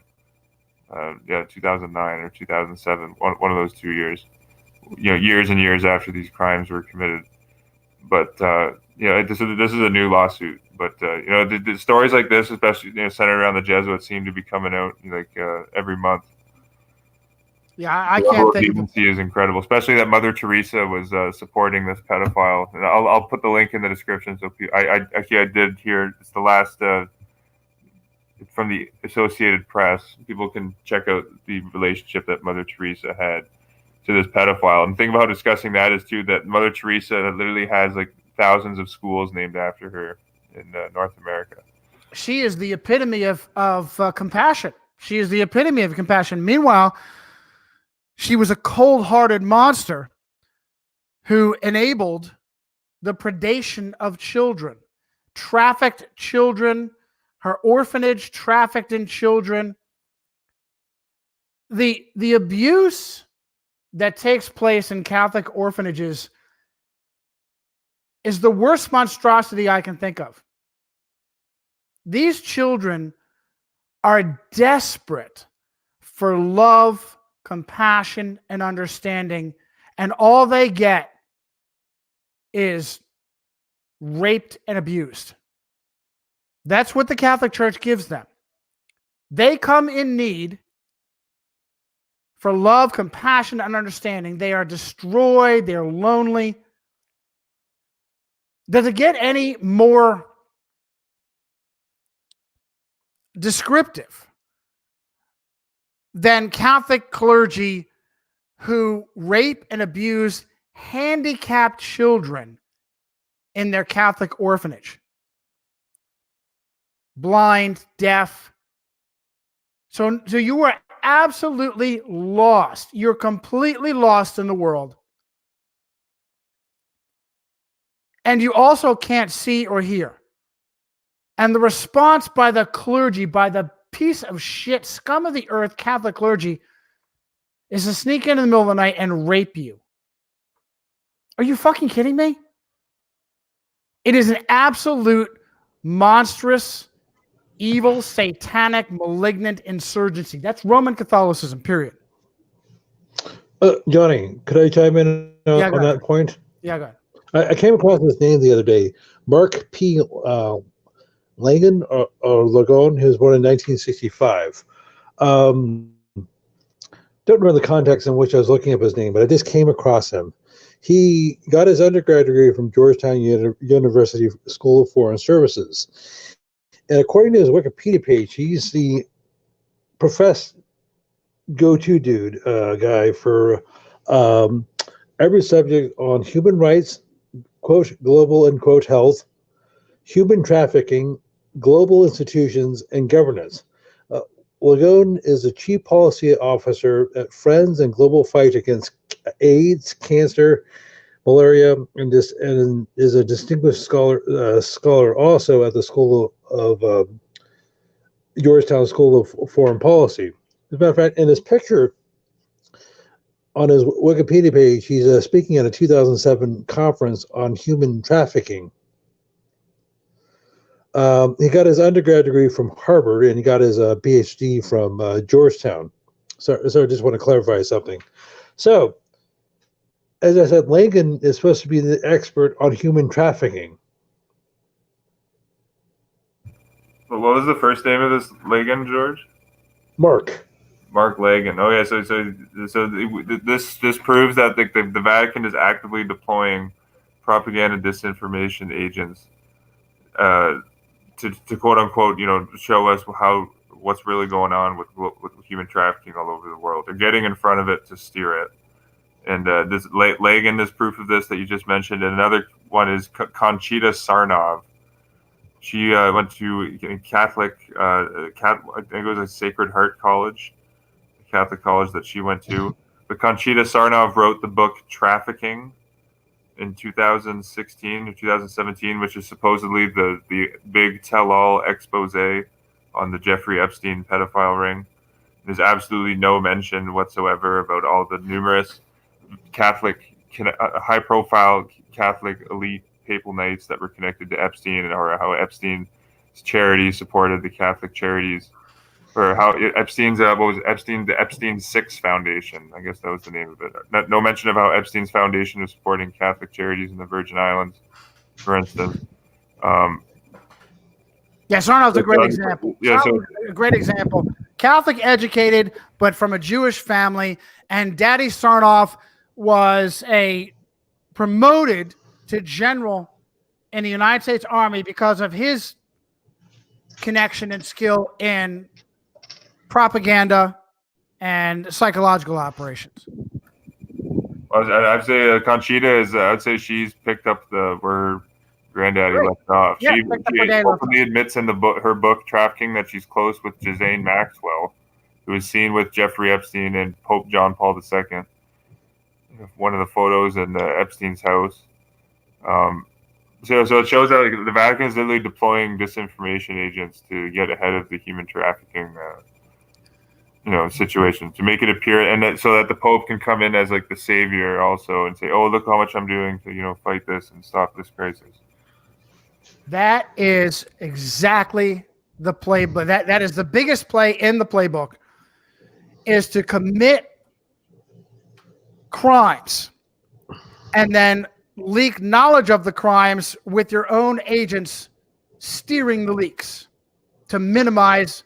No better example than the scandal in Omaha that we all call the Franklin cover-up, because just such a Roman Catholic agent, John DeCamp, almost monk John DeCamp, has done exactly that, has repackaged the trafficking of children out of the Catholic orphanage of Boys Town and focused it on the middleman pimp, Lawrence King, and the Franklin Federal Credit Union that had absolutely nothing to do. I would say as if the kids were coming from. Yeah, as if the kids were coming from the credit union. There were no boys coming out of the Franklin Federal Credit Union. They were coming out of the orphanage of Boys Town. Why is it not the Boys Town cover-up? Because the Catholic Church was responsible for the outrage and used its own insurgents who were members of Army intelligence again and part of Operation Phoenix in Vietnam, like John DeCamp was, and his boss, the Saigon station chief, William Colby, who later became the CIA director, get in front of the scandal and steer it to a safe distance.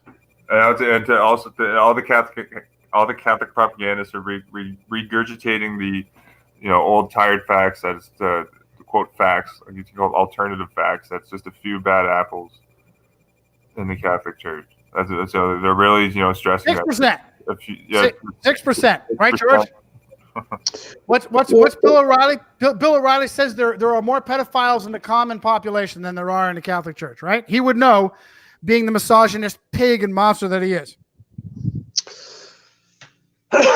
Well, yes, he throws out that figure. Well, they like to. Okay, we could do a whole show just on statistics, numbers. Like if they want to maximize a problem, or if they want to scare something or scare people, they'll inflate the numbers, like the number of people who died from guns. Or if they want to minimize a problem, they'll lowball the figure. And I don't mean to keep bringing this up. If you're talking about next month marks the 75th anniversary of the firebombing of Dresden, and the low number people will give in terms of how many died was 25,000 or thereabouts. The high number will be at least hundreds of thousands, perhaps a million. And, also you could talk about the Inquisition. Old Catholic apologists will say only a few thousand people died in the Inquisition. Is less than 10,000. As a matter of fact, more people are probably killed in car wrecks each year Yeah, than actually died. more people die from ingrown toenails than the Inquisition killed, George. Clearly. Yes, and of course, this they'll say the lowball figure is like 3,000 or 5,000 over the course of centuries, and they say that was bad. But even though they're right, some of the inquisitors, went a little bit over the top. They're a little bit overzealous. But actually, it wasn't really the Catholic Church. It was the secular governments in France and in Spain and places like that. So, and of course, they'll always say, so since you're only talking a few thousand, it was not millions or tens of millions, because the Catholic apologists will say, well, anti-Catholic bigots will say that places like France and Spain and Italy were just dripping with blood from all those poor Protestant heretics who were killed. Yeah, George, the rewrite is it's amazing. All you have to do is have a cursory understanding of true history, and you're going like, what? I remember when my Roman Catholic puppet evangelical digital theological mentor, Dr. Chuck Missler, put out the theory that Christopher Colonna, a.k.a. Christopher Columbus, was actually Jewish and left Spain because he was Jewish. Now, what Chuck Missler didn't say is that why would a Jew leave Spain? Because on pain of death to convert to Roman Catholicism. And many more than Jews were being persecuted in Spain. There were many more Christians being brutally persecuted. The Portuguese Inquisition is infamous for that too. Absolutely. What were the two monster sovereigns? Was it Francis, Isabella, and what was the other monster? Well, Philip II in Spain was a big Catholic. Another one, yeah. Ferdinand VII.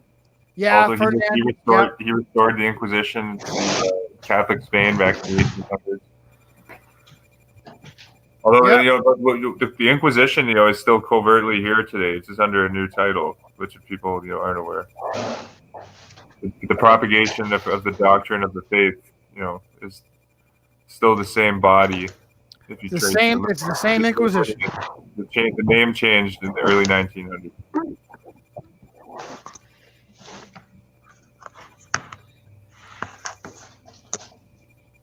And I would say did we countries like Louis the 14th, like these countries throughout the medieval Europe had concordant treaties with the Vatican, which are their special legal documents that they sign with secular states. And in all these treaties, it states that Roman Catholicism is the official state religion, and that's why the quote secular powers were enacting the Inquisition, because in the legal code it said that Catholicism is the true faith. I'm so glad you returned. I'm so glad you returned to the Sun King Louis the 14th, because I don't think I properly closed out George's email, and the idea that this brilliant homosexual Jewish poetess Gertrude Stein is buried in a cemetery named after the Jesuit confessor of Louis the 14th, Pierre-François de la Chaise. It's an excellent find, George. Mm-hmm. Who is behind promoting this woman? And like I just sent to you. Well, I'm just wondering, is that the Jesuits at Fordham give something out called the Stein Award? Is that named after this Stein? Eric, pull up the Vatipedia entry on her with her profile picture with the American. Are you kidding me? The manipulation. What really is upsetting is this is what Rome does. Takes a puppet who happens to be homosexual, who happens to be Jewish, and pushes her up front. Are you kidding me? a not particularly good-looking woman with a butch haircut like a man in front of an American flag. The manipulation is just despicable. And that's the profile picture that objective, user-edited Wikipedia has chosen for us. And by the way, George, how did you find out where she's buried? Because I don't think that's in that Vatipedia entry. Surprise, surprise. Well, I actually didn't find anything on her per se. I had to go to her partner, Cactus or whatever it was, Toklas. or Tokus. And then it had her listings. Also, you'd be surprised how many famous people are buried in this graveyard. Whatever. Jim Morrison of the Doors is also interred there. If he's dead. If he's actually dead, he's at. Wait a minute. He's at that same Pierre Francois Delachaux cemetery. Are you kidding me? I'm not. That's according to our dear friend, our other Eric John Phelps, because he died in Paris. Well, it's a good find. We have no idea. Look, that whole, Dave McGowan did a great job of showing how the 60s rock and roll drug culture is completely fabricated by the Catholic Intelligence Agency. But of course, McGowan stopped well short of giving you the big picture and how Rome and the Vatican was above the CIA. So really, really important. Dave gave you the trees, but never the entire forest, and still may have paid the price for it as a result. Yeah, good for you, Joe. The Dragonades, however you want to pronounce it, the forced billeting of soldiers in Huguenot households to rape and abuse the family there. That show people how the Catholic Church is a military war organization. Nothing to do with faith and like reading. Absolutely. Reading the Bible or studying the soul or whatever. All about power. All about power. And nothing with just the trappings of Christianity. All these frauds that are supposedly Protestant Christians that are on board with this ecumenical movement to be part of the fasces and bow to the authority of Rome, you will be held to account. You will be held to account. Every one of these so-called Christian leaders that bows to Rome because they promote this idea that Rome is Christian and on the same side. No entity has tortured and murdered more Christians than the city-state of Rome. No entity. Let's see, Nicholas. Good job, Nicholas. Louisiana named. Yes, Louisiana, St. Louis. Actually, I think Louisiana may be named after the Sun King. St. Louis is named after King Louis the First, I think. Also French Roman Catholic, and I think the only sovereign to be canonized. Well, that's a great with Louisiana. And actually, even in the Appleton's Encyclopedia entry on the Jesuit priest John Carroll, Appleton's Encyclopedia of American Biography, he mentioned how the Jesuit priest John Carroll wanted Louisiana to become like a secondary Maryland, create like a Maryland, so that Louisiana would be a Catholic fortress in America, which it is, to this very day. That ties into because I know me and George mentioned this at the start of our show. I wanted to go into how this article, how 56 American cities are named after Catholic saints, and I think they list 54, not 56. Pardon me. And the first one we listed St. Augustine in Florida, which was near the location where that massacre took place against French Huguenot Protestants a few years before the St. Bartholomew Day massacre. But this should, actually, it cites that St. Louis is named after St. Louis the Ninth and Louis the 15th of France. That's on number 4. But these are some big American cities that are listed by, or that are named after full-on Catholic saints. I believe I'm screen shared here. So I'm just going to go down the list. You got St. Augustine, Florida, Ave Maria, Florida. Ave Maria, Florida was founded in 2005 by the Knight of Malta, Tom Monahan, founder of Domino's Pizza. San Antonio, Texas. I think it's St. Antonio, or named on the feast of St. Anthony of Padua. 4, St. Louis, Missouri. 5, St. Paul, Minnesota, named in honor after Paul the Apostle by Catholic Father Lucien Galtier. You got St. Anne, Illinois. Interesting. This Charles Chinnicky is credited as founding this town here, St. Anne, Illinois. Chinnicky would later leave the Catholic Church and criticize it. But you got St. Leon, Indiana, founded in 1952. Sault Ste. Marie, Michigan, and there's also Sault Ste. Marie, Ontario. And I am aware that Sault Ste. Marie was founded by French Jesuit missionaries, called St. Mary's Rapids. St. Clair, Michigan, named after Clare of Assisi. You got this one's named after the founder of the Jesuits, St. Ignace, Michigan. Founded in 1671 by French explorer and priest Father Jacques Marquette, a Jesuit, named after St. Ignatius of Loyola. Marquette University, the Jesuit school in Milwaukee, is named after this Jesuit here, Jacques Marquette. You see here they get St. Joseph's, Missouri, St. Joseph's, Michigan, named after renamed St. Joseph. St. Peter's, Missouri, named after Spanish Jesuit mission previously established in the town. St. Thomas, Missouri, named after Thomas the Apostle. St. Charles, Missouri, named after St. Charles Borromeo. I'll scroll down the rest of the list, but if you guys want to comment on those, but it's pretty profound how many American cities are full on named after Catholic saints.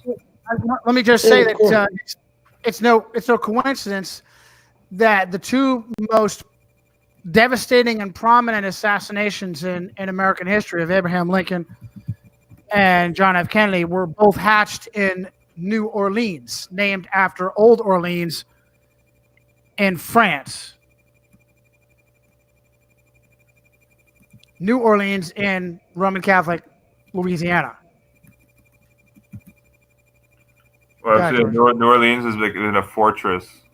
You know, to this day, I did a video down in my feed that 7 consecutive mayors of New Orleans have been Roman Catholic. Like 5 of them educated by Jesuits. And that says it all. And here's another town named after St. Ignatius Loyola. St. Ignatius, Montana, MT.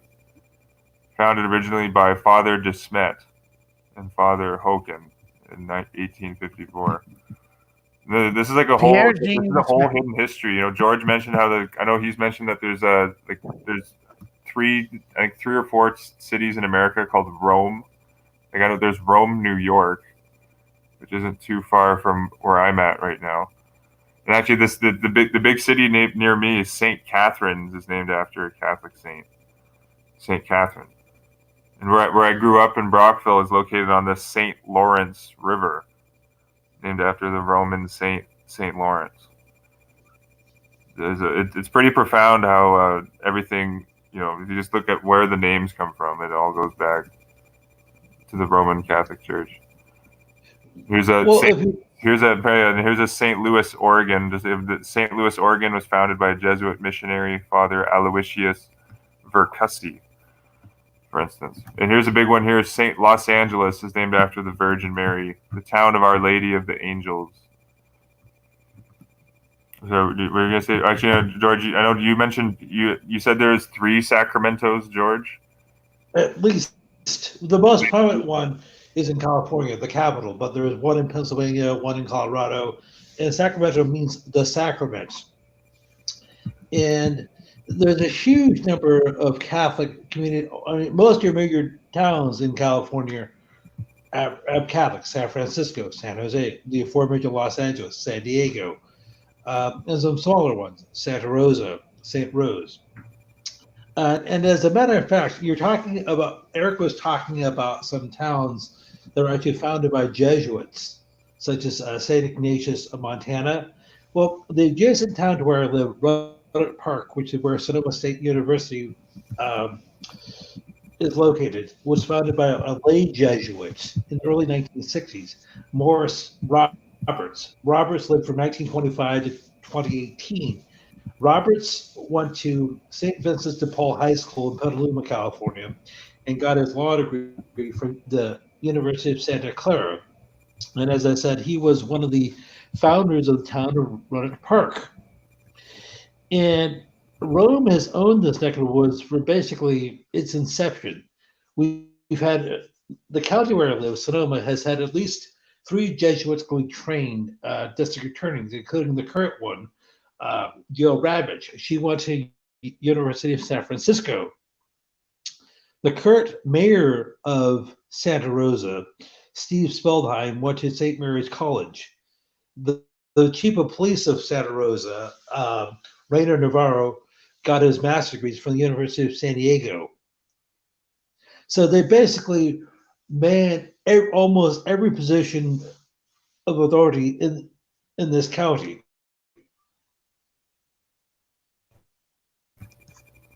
That's profound control, George. And I think that every county in California, which is pretty frightening. So people don't pay attention to a relatively small neck of the woods. Sonoma County has maybe less than 200,000, but there's a huge amount of capital they're spending on a relatively small population.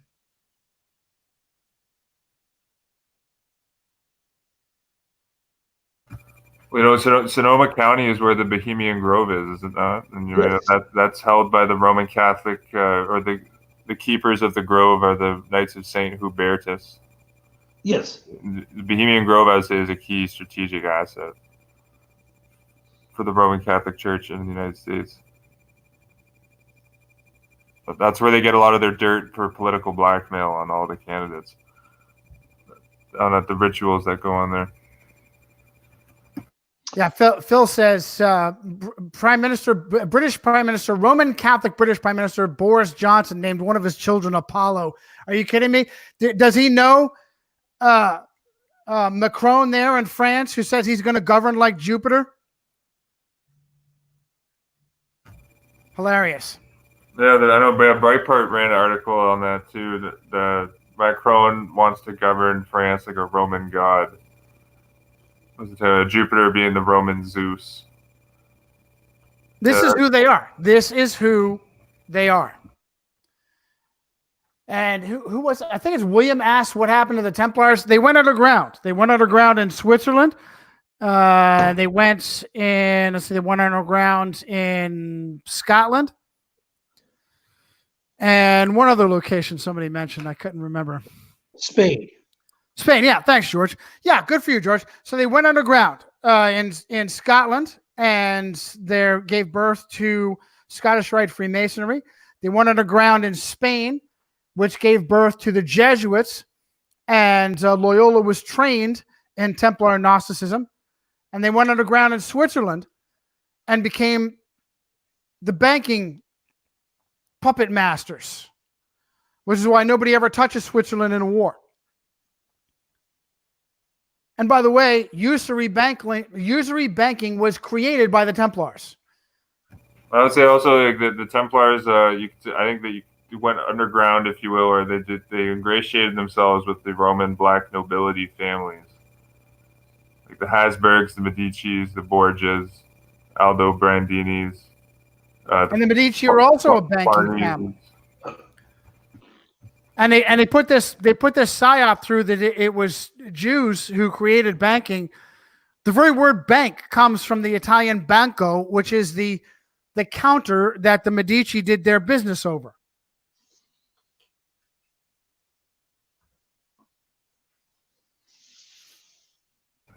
That's a great point. There's a lot of disinformation that the Jews created modern banking, which is pretty silly. There's fractional reserve lending going back to the Roman Republic, even in the Roman Empire.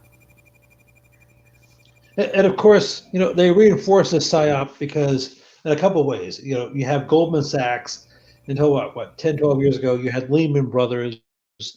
And generally speaking, almost all the chairmen or chair people of the Federal Reserves have been Jews.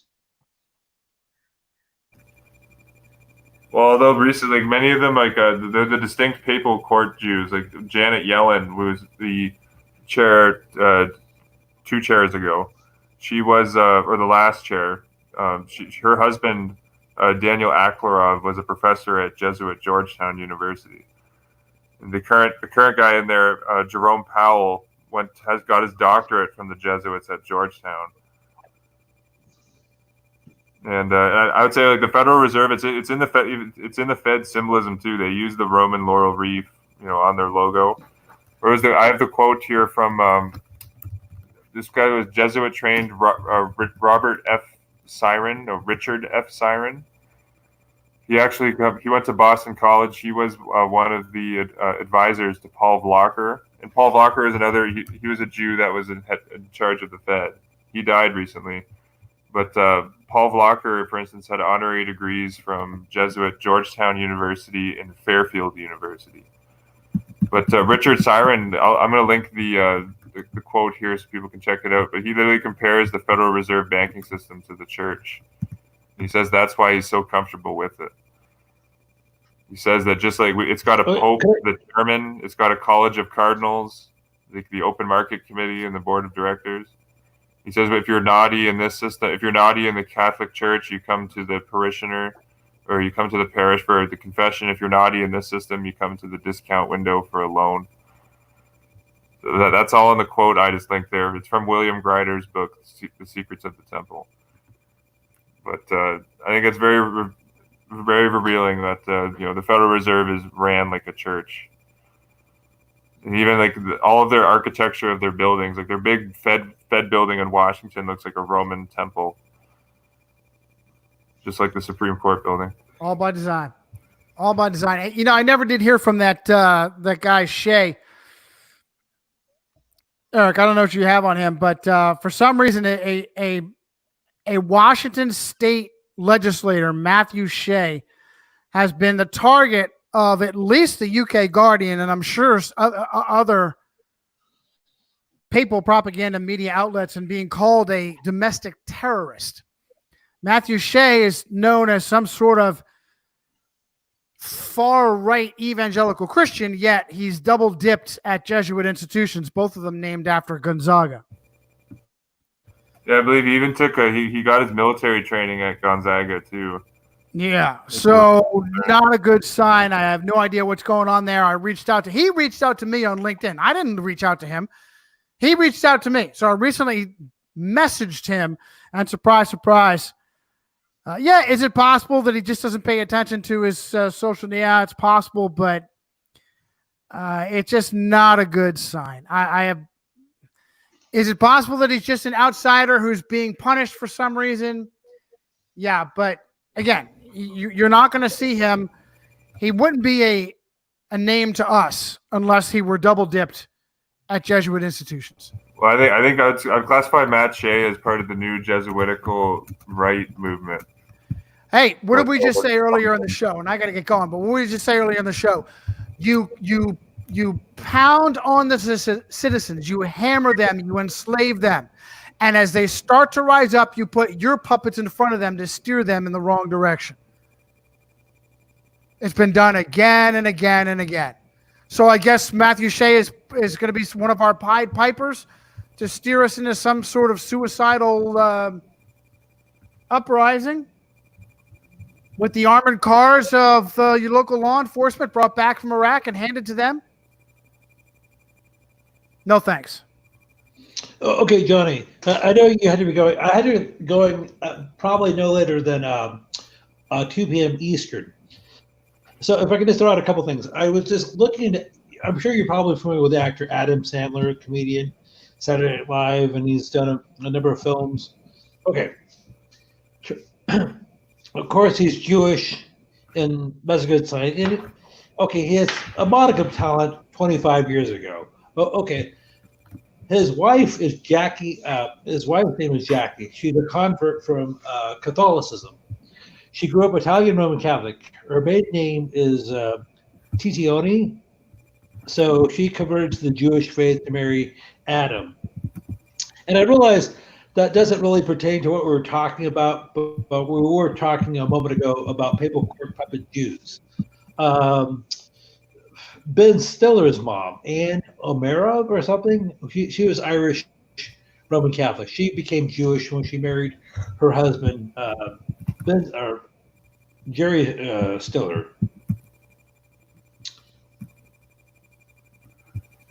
Yeah, I'll accept those all as significant and indicative of the game that they play. They love to see that. They love to promote that. And of course, I'm dating myself somewhat. Okay, I was never a fan of the old TV show. Hey, wait, we got another one. Ashton Kutcher, who supposedly he was born and raised Roman Catholic and loves to wear his Oxford Freemason ball cap when he goes to the NBA when he's sitting in the front row at the NBA Finals. And he supposedly converted from Catholicism to Judaism for his wife, Mila Kunis, who spent a semester at Loyola Marymount but doesn't remember it. Yeah, that's a good find there. And actually, it just tied in with Shay just before I jump back in here, George. I just found one of the biggest white nationalist agitators of the big Charlottesville riots that took place a couple years ago, Matthew Heimbach, Heimbach. Is Matthew Heimbach was born and raised Catholic, which makes perfect sense. They control, just like how we mentioned earlier, they co-opted the Black Power movements. They completely control the White Power movements as well on the other side of the dialectic. Both sides. George, I got to get going, bud.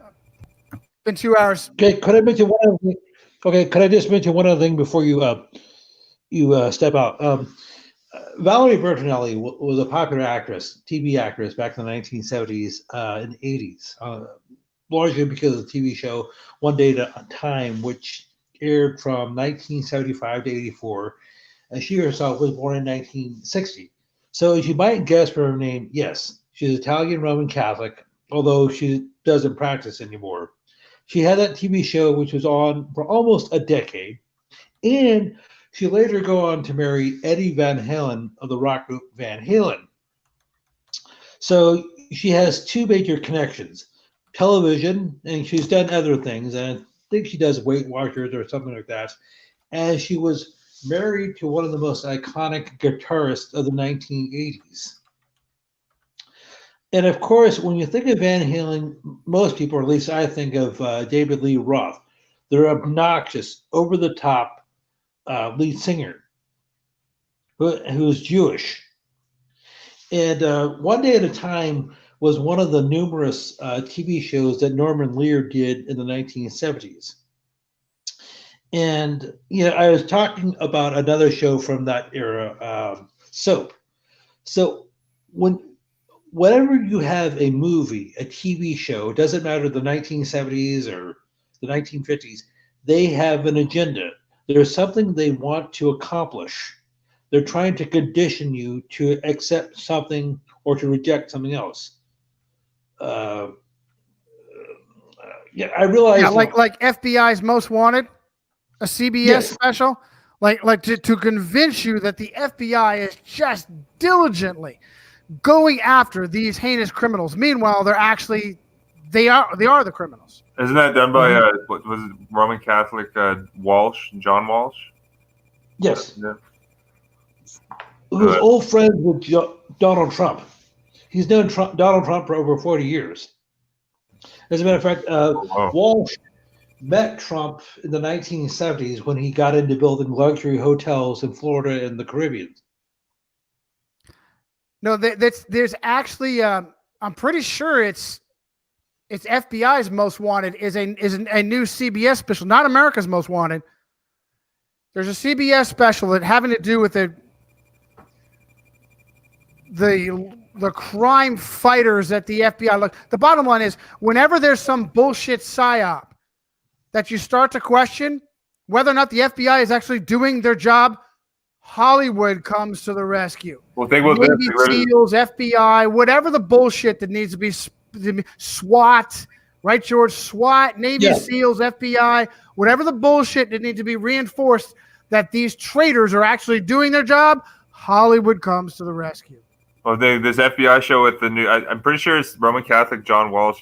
It's probably his new show. On that show as well? I think it's because I know he has a new show out because I saw it on. Good for you. He does them both then. Okay, good. It could be because I remember I was on the TV when I was on vacation in the U.S. Like he came up on like a new infomercial for a new show. I'm pretty sure it was the FBI's Most Wanted. But think about this: like the convenient cover up for them, or to paint the FBI in a good picture after the FBI confiscated the videotape footage from the prison cell, right outside of Jeffrey Epstein's prison cell.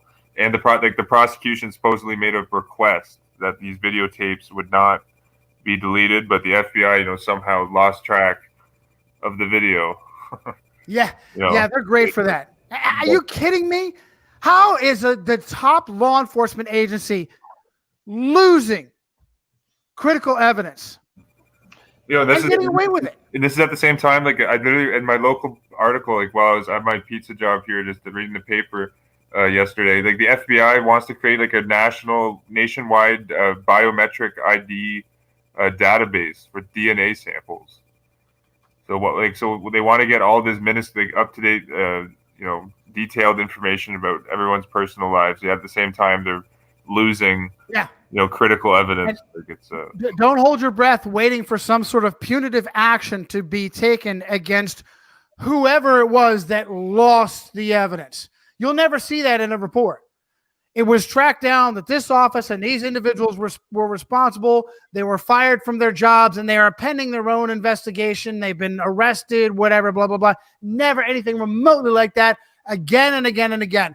Whether it's that or it's the 1993 World Trade Center bombing where FBI agents were involved in helping make sure the bombs got created with their own assets, Imad Salem. The FBI caused the 1993 World Trade Center bombing. Willful blindness, Andrew McCarthy said. Yeah, all right. Yeah, I'd say they also murdered the in Waco. They murdered the Branch Davidians. Absolutely. You don't necessarily have to agree with the theology that the Branch. No, in fact, the fact that they were murdered by the FBI. The more murky they are, the easier it was for them to be targeted. The more murky they were, the more questionable they were, the easier it was for them to be targeted, especially with their association with the Adventist Church. Well, of course, the thing is, something I mentioned years ago, this is long before I heard of you, Johnny, or anybody like you, is the thing about Waco in the 1990s always struck me as odd because I thought this was supposed to be, at the time, 20th century America, where we have freedom of religion according to the First Amendment. It is not the job of the government to punish heretics or alleged heretics. By fire, George. By fire. Burning them alive. Punish the heretics by burning them alive. Okay, yes. And I realize even back I assume because you can see the FBI and ATF agents had sniper rifles and stuff. I imagine some people were the same. And this is from your friend Eric John Phelps. Not from your friend, but I think verified by your friend Eric John Phelps.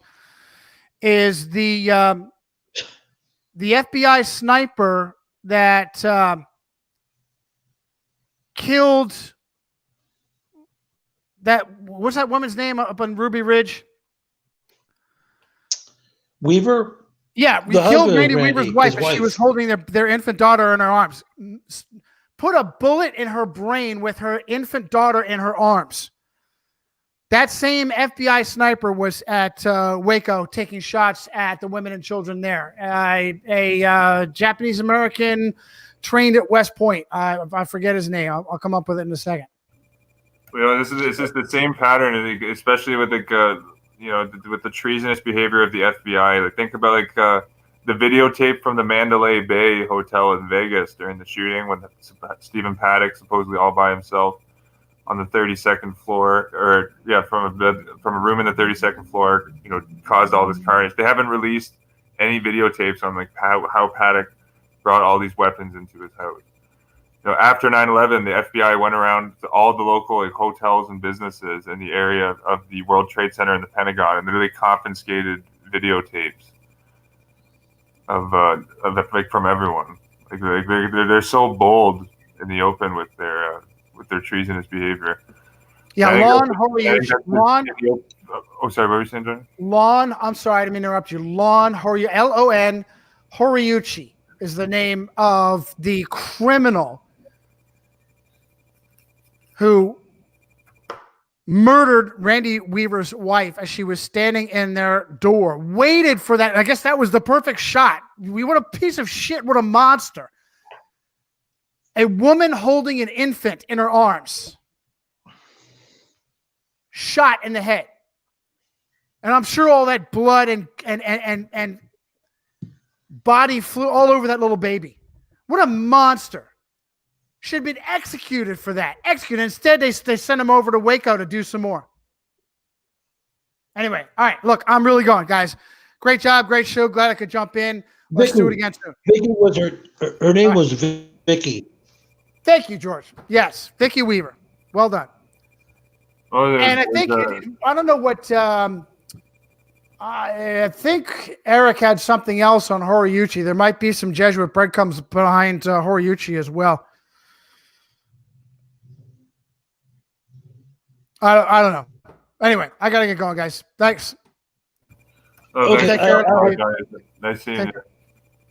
I'll keep in touch.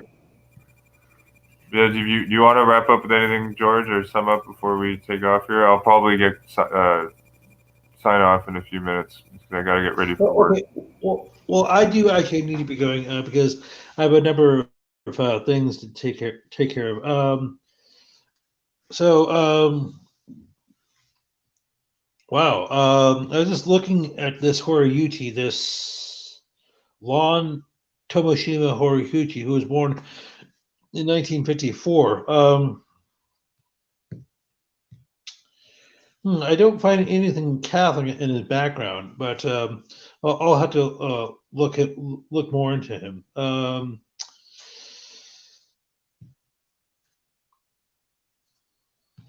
So, was there anything with the Waco massacre? The guy in charge of the ATF at the time was a Papal Knight of St. Gregory, Ronald Noble, and the head of the FBI was a member of Opus Dei, Louis Freeh. So I'm saying from top down of the mission, it was controlled by Rome, which is the important fact. It'd be I'm sure Jesuit breadcrumbs will pop up with this guy, but the key information is that who was in the leadership positions at the time, and those were owned by Rome. Well, the as Johnny was saying, this what was his name? Horiuchi was actually tried for manslaughter, but the judge in the case, the U.S. District Judge in the case, was Edward Lodge. That's an interesting name. Turns out that Lodge attended Notre Dame, so Lodge made the decision that Horiuchi could not be tried for manslaughter because he was just simply executing his. Oh, wow! Well, there you go. Through this Catholic judge, that shows that cements them, being behind his acts. View him as a protected asset. Also, that's what that shows. Okay. So, anyhow, ordinary Americans, wouldn't get that type of treatment. After they just assassinated someone in broad daylight to get pardoned, that doesn't happen. And it turns out that Horiuchi, I'm just looking this up as we talk. Horiuchi's lawyer was a fellow by the name of Stephen Yangman. And I'll send you. Oh, I'm sorry. I beg your pardon. In 1997, Boundary County, Idaho, the place where this took place, prosecutor Dennis Woodbury, with the help of Special Prosecutor Stephen Yagman charged Cirucci in the States with involuntary manslaughter over his killing of Vicky Weaver. Now, so the lead prosecutor was Stephen Yagman. And he taught classes. Yagman received his BA in American history with minors in philosophy and political science. He later earned an MA from New York University, where his mentor, Professor Sidney Hook, and a master's dissertation on the Fifth Amendment of Self-Incrimination Clause. He attended Fordham University Law, receiving a JD in 1974. Jesuit Fordham? A doctorate from Jesuit Fordham? A law degree from Fordham. So the prosecutor of Cirucci. Wow. So in other words, Rome was in charge of the whole legal proceedings. Yeah, both sides controlled. Wow. Well, he just for the viewers and just for refresher for me for the what you named the judge and the prosecutor again. So what was the judge was last name was Lodge. What was the first name? And he went to Notre Dame. Edward Lodge, which is an ironic name. Boy, you don't think you're playing? You don't think they're playing a joke on us, do you? Lodge. Well, I wonder there's been prominent U.S. politicians with Lodge in the name before. Henry Cabot Lodge. I wonder if there's some sort of relationship or descendant from the Lodge family. But I was just thinking, it's just like something that Johnny has brought up before. Whenever you're looking at your players, you have to look at their full names, not just their nicknames. If they go by Frank, is his given name actually Francis, or what is his middle name? Is it Xavier? Or like Joseph Ignatius Breen. Yes. The key with the Ignatius as the middle name. You can probably tell, who he served as the head of the Hollywood Production Code Administration. Mm-hmm. And then you had the Massachusetts politician David Ignatius Walsh. And he was responsible for moving the naval base from San Diego to Hawaii. Yes, you have an excellent memory. Eric, I'll be honest with you. It's usually a good day if I can remember my own name. To keep track of this stuff, I had to look at my tablets. So yes, that's an excellent memory. So basically, Walsh, along with another senator, Vincent, was partially responsible for the attack on Pearl Harbor. Oh, very fitting. And probably coordinating to make sure that the Papal Knight Ed Dohany's assets at the Elk Island Oil Reserve in Hawaii didn't get hit on Pearl Harbor, which they didn't. And that was interesting. And I know you mentioned this too, but I was rereading Charles Hyham's book, Trading with the Enemy, recently, and David Walsh is mentioned in that book. He was he was part of a Nazi spy scandal in the 1940s. Openly allied himself with Nazis, like this Nazi Olev Tetsuo, who is known as the Nazis' roving ambassador. And in the book Undercover by John Roy Carlson, he says that David I. Walsh got Ole Tetsuo off of treason charges, and then Tetsuo told John Roy Carlson that it was due to his personal friendship with David I. Walsh. Mm-hmm. Can I just mention? Apparently, he did eventually he had immunity. Like the Nazi investigation into him, went nowhere. And apparently, he was also a cross-dresser, I believe. Which yes. So, and you weren't talking about Rudy Giuliani. Giuliani is very similar though, and I believe Giuliani is also a papal knight. So ultimately, he's serving the same people. I think Giuliani's a knight of Saint Lazarus, I believe. I've seen that. Yes, and of course, he's dear personal friends with Donald Trump. Well, I was going to mention one last thing before I go. Well, there's probably 100 things I could mention. Speaking of cross-dressing, I know you did a video a year or two ago, on Tom Hanks, Thomas Jeffrey Hanks, who was born July the 9th, 1956. And you brought up the fact that his son, Colin, went to Loyola Marymount, Los Angeles. Well, his dad grew up Roman Catholic and Mormon, but he's now a Greek Orthodox because of his wife, Rita Wilson. Well, Tom Hanks, his dad, this is going back roughly 40 years ago, he was on a TV show called Bosom Buddies, which was on in the early 1980s. And in that show, which he co-starred with Peter Scolari, there are a couple of straight men who are living in New York City, and their apartment was being bulldozed or something like that. So they had to move into a place that they could afford, and they moved into this house where it was women only. So to live there, they dressed like women. Now, granted, this was just a TV show. They were not; their characters were straight. They're not cross-dressers, but they, as I said, they simply feigned to be girls in order to live in this house. So that was one of Tom Hanks' first roles on television. This is long before he became, or a while before he became a movie star.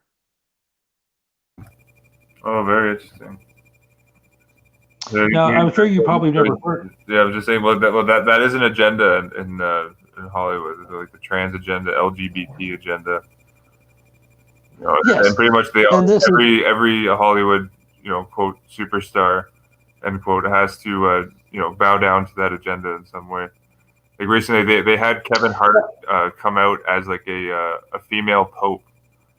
He was dressed like one of like this I forget the gym, like this child gymnast in the U.S. that's somehow a celebrity.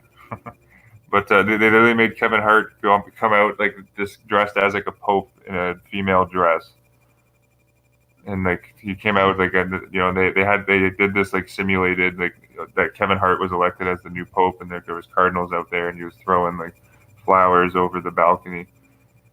It's almost like it's like a humiliation ritual, I guess, in a sense. Well, I don't know, yes, it's just me. Like if I was in Tom, Hanks, for no amount of money, would I prostitute myself like that? Well, okay, dress like a woman or do anything like that, especially in like a Hollywood movie that gets broadcast to people. Okay, it's just like with Skull and Bones or any sort of secret society. I won't be too specific, but I understand you have to do some fairly disgusting things, very perverse things, in order to be initiated into Skull and Bones or any other. According to German Skull, like you got to get into a coffin naked with another man, and then shut with the other quote initiate or quote brother, and then shut the lid. Which is pretty gross. Well, and then. Well, yes, that's bad enough, but they do other things, and I won't elaborate. But it's just like, or Bohemian Grove. Men get naked and they do all sorts of really, from what I've heard, they do all sorts of really repulsive things. So they had that one to blackmail you and to initiate you. They said, well, if you'll do this one wicked thing, perhaps you'll do others. Perhaps whatever it is that you'll do. So years down the road, when you're a U.S. senator, you'll vote the way we want you to. Or when you're the chief of police of such and such town, you'll destroy evidence for us. Or whatever it is we need you to do down the road. It could be years or decades later. But don't worry. Whatever it is you do. Kamala Harris, epitomizes that. When she was head of San Francisco DA, she buried like the year's investigation into the Archbishop Levada, and she like destroyed all of the files from the previous administration. Yes, of course. When you get involved with an organization like Skull and Bones or like Scroll and Key or whatever, yes, you have to do these perverted things. However, it'll all be gravy after that. You'll be like let's say you want to become a journalist. We'll make sure you become the editor of the newspaper, of a prominent newspaper, or you'll become the CEO, whatever it is you want to do, or you'll become a big name director in Hollywood.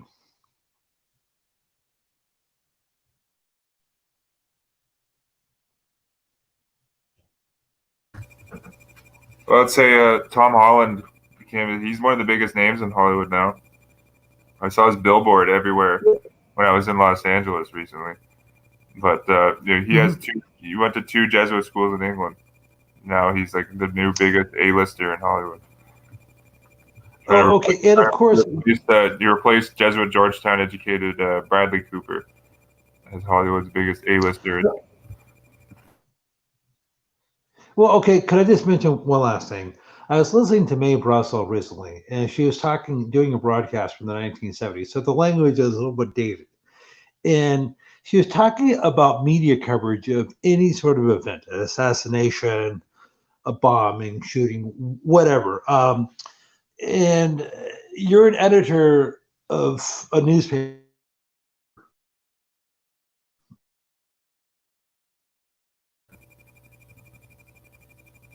Oh, is your mic going out there a bit, George?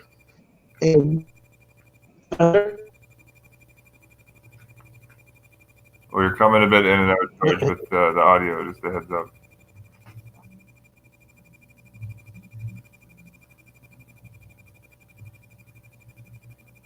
was in you the day before. Oh, okay. So just I got you there now. Yeah, you're clear now. Okay, so one day what your paper is going to carry the next day, and you get these stories from various sources, the Washington Post, the Associated Press, wherever, and your paper is only so big, and you can only carry so many words. So you have to make an executive decision, and you and your staff, you may have a few other people work with you, what stories you're going to carry. So you have 20 stories, and you decide you're going to carry 12. And then you had to make another decision as to how much of the actual story you're going to reprint in your paper. So let's say the story is originally 1,000 words. Well, you can't carry 12 stories that are 1,000 words because your paper would be bigger than the New York City phone book, and only people. Now, granted, this was in the 1970s, so you're talking the pre-internet era. So you might, with the lead story, you might carry half the original story, so 500 words. Second story, you carry a third of the story. Fourth story, you carry a fourth. So finally, when you got to a story, you might have like 5 or 10% of the original story. So you'll just give edited highlights. And this is not necessarily nefarious. Part of it is just being pragmatic. You cannot carry all the words of all the stories, but you had to make a decision how much of the stories you're going to include. So, I was saying corporate advertising takes up a lot of space too. Well, yes. So you may hear about an assassination or something like that, but you're not getting the whole story. You're giving what the newspapers are telling you. And as I said, it's not necessarily nefarious. They just simply don't have the time and space to carry everything.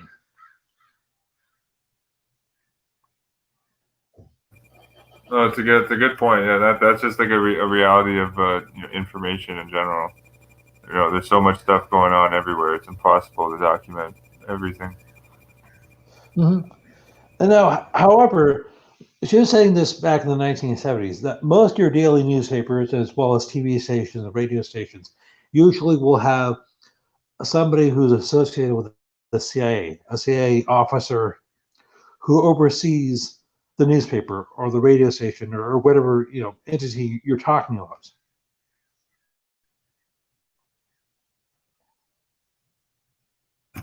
Well, absolutely, I would agree. Absolutely. Well, that's and George, I'll probably have to go here at around the 2:30 mark.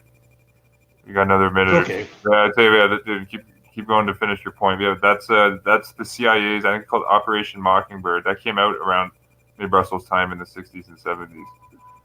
That was the CIA's plan to infiltrate the news media. Oh, okay. And so anyhow, so your media, your newspapers, for people who still read them, such as myself, you're getting limited information. One, just for being practical reasons, and two, they're being overseen by the CIA. In other words, they're being overseen by the Catholic Church. Oh, absolutely. And people want proof of this. Check out what E. Howard Hunt said on the documentary A Coup Made in America about the CIA's operation in Guatemala in 1954. He said Cardinal Spellman gave us the go-ahead on this.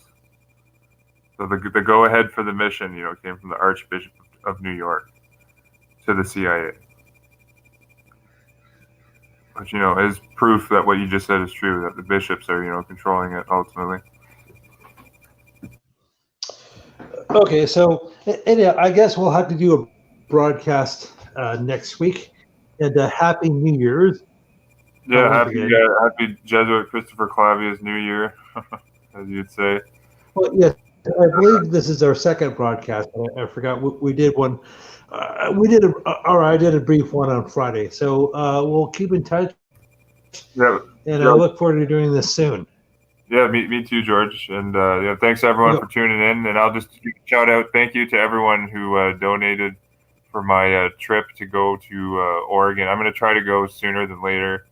If I think it'll probably be maybe even in a couple months. I'm going to go to the papers of the Brigadier General Herbert C. Holdridge, one of the rare few generals who had the courage to criticize the Vatican. But I'm going to go to his personal papers out in Oregon soon to scan in all of the documents, correspondences, and newsletters. And I appreciate everyone who donated to that cause. But thanks everyone for tuning in, and I'll see you on the next one. Peace and love.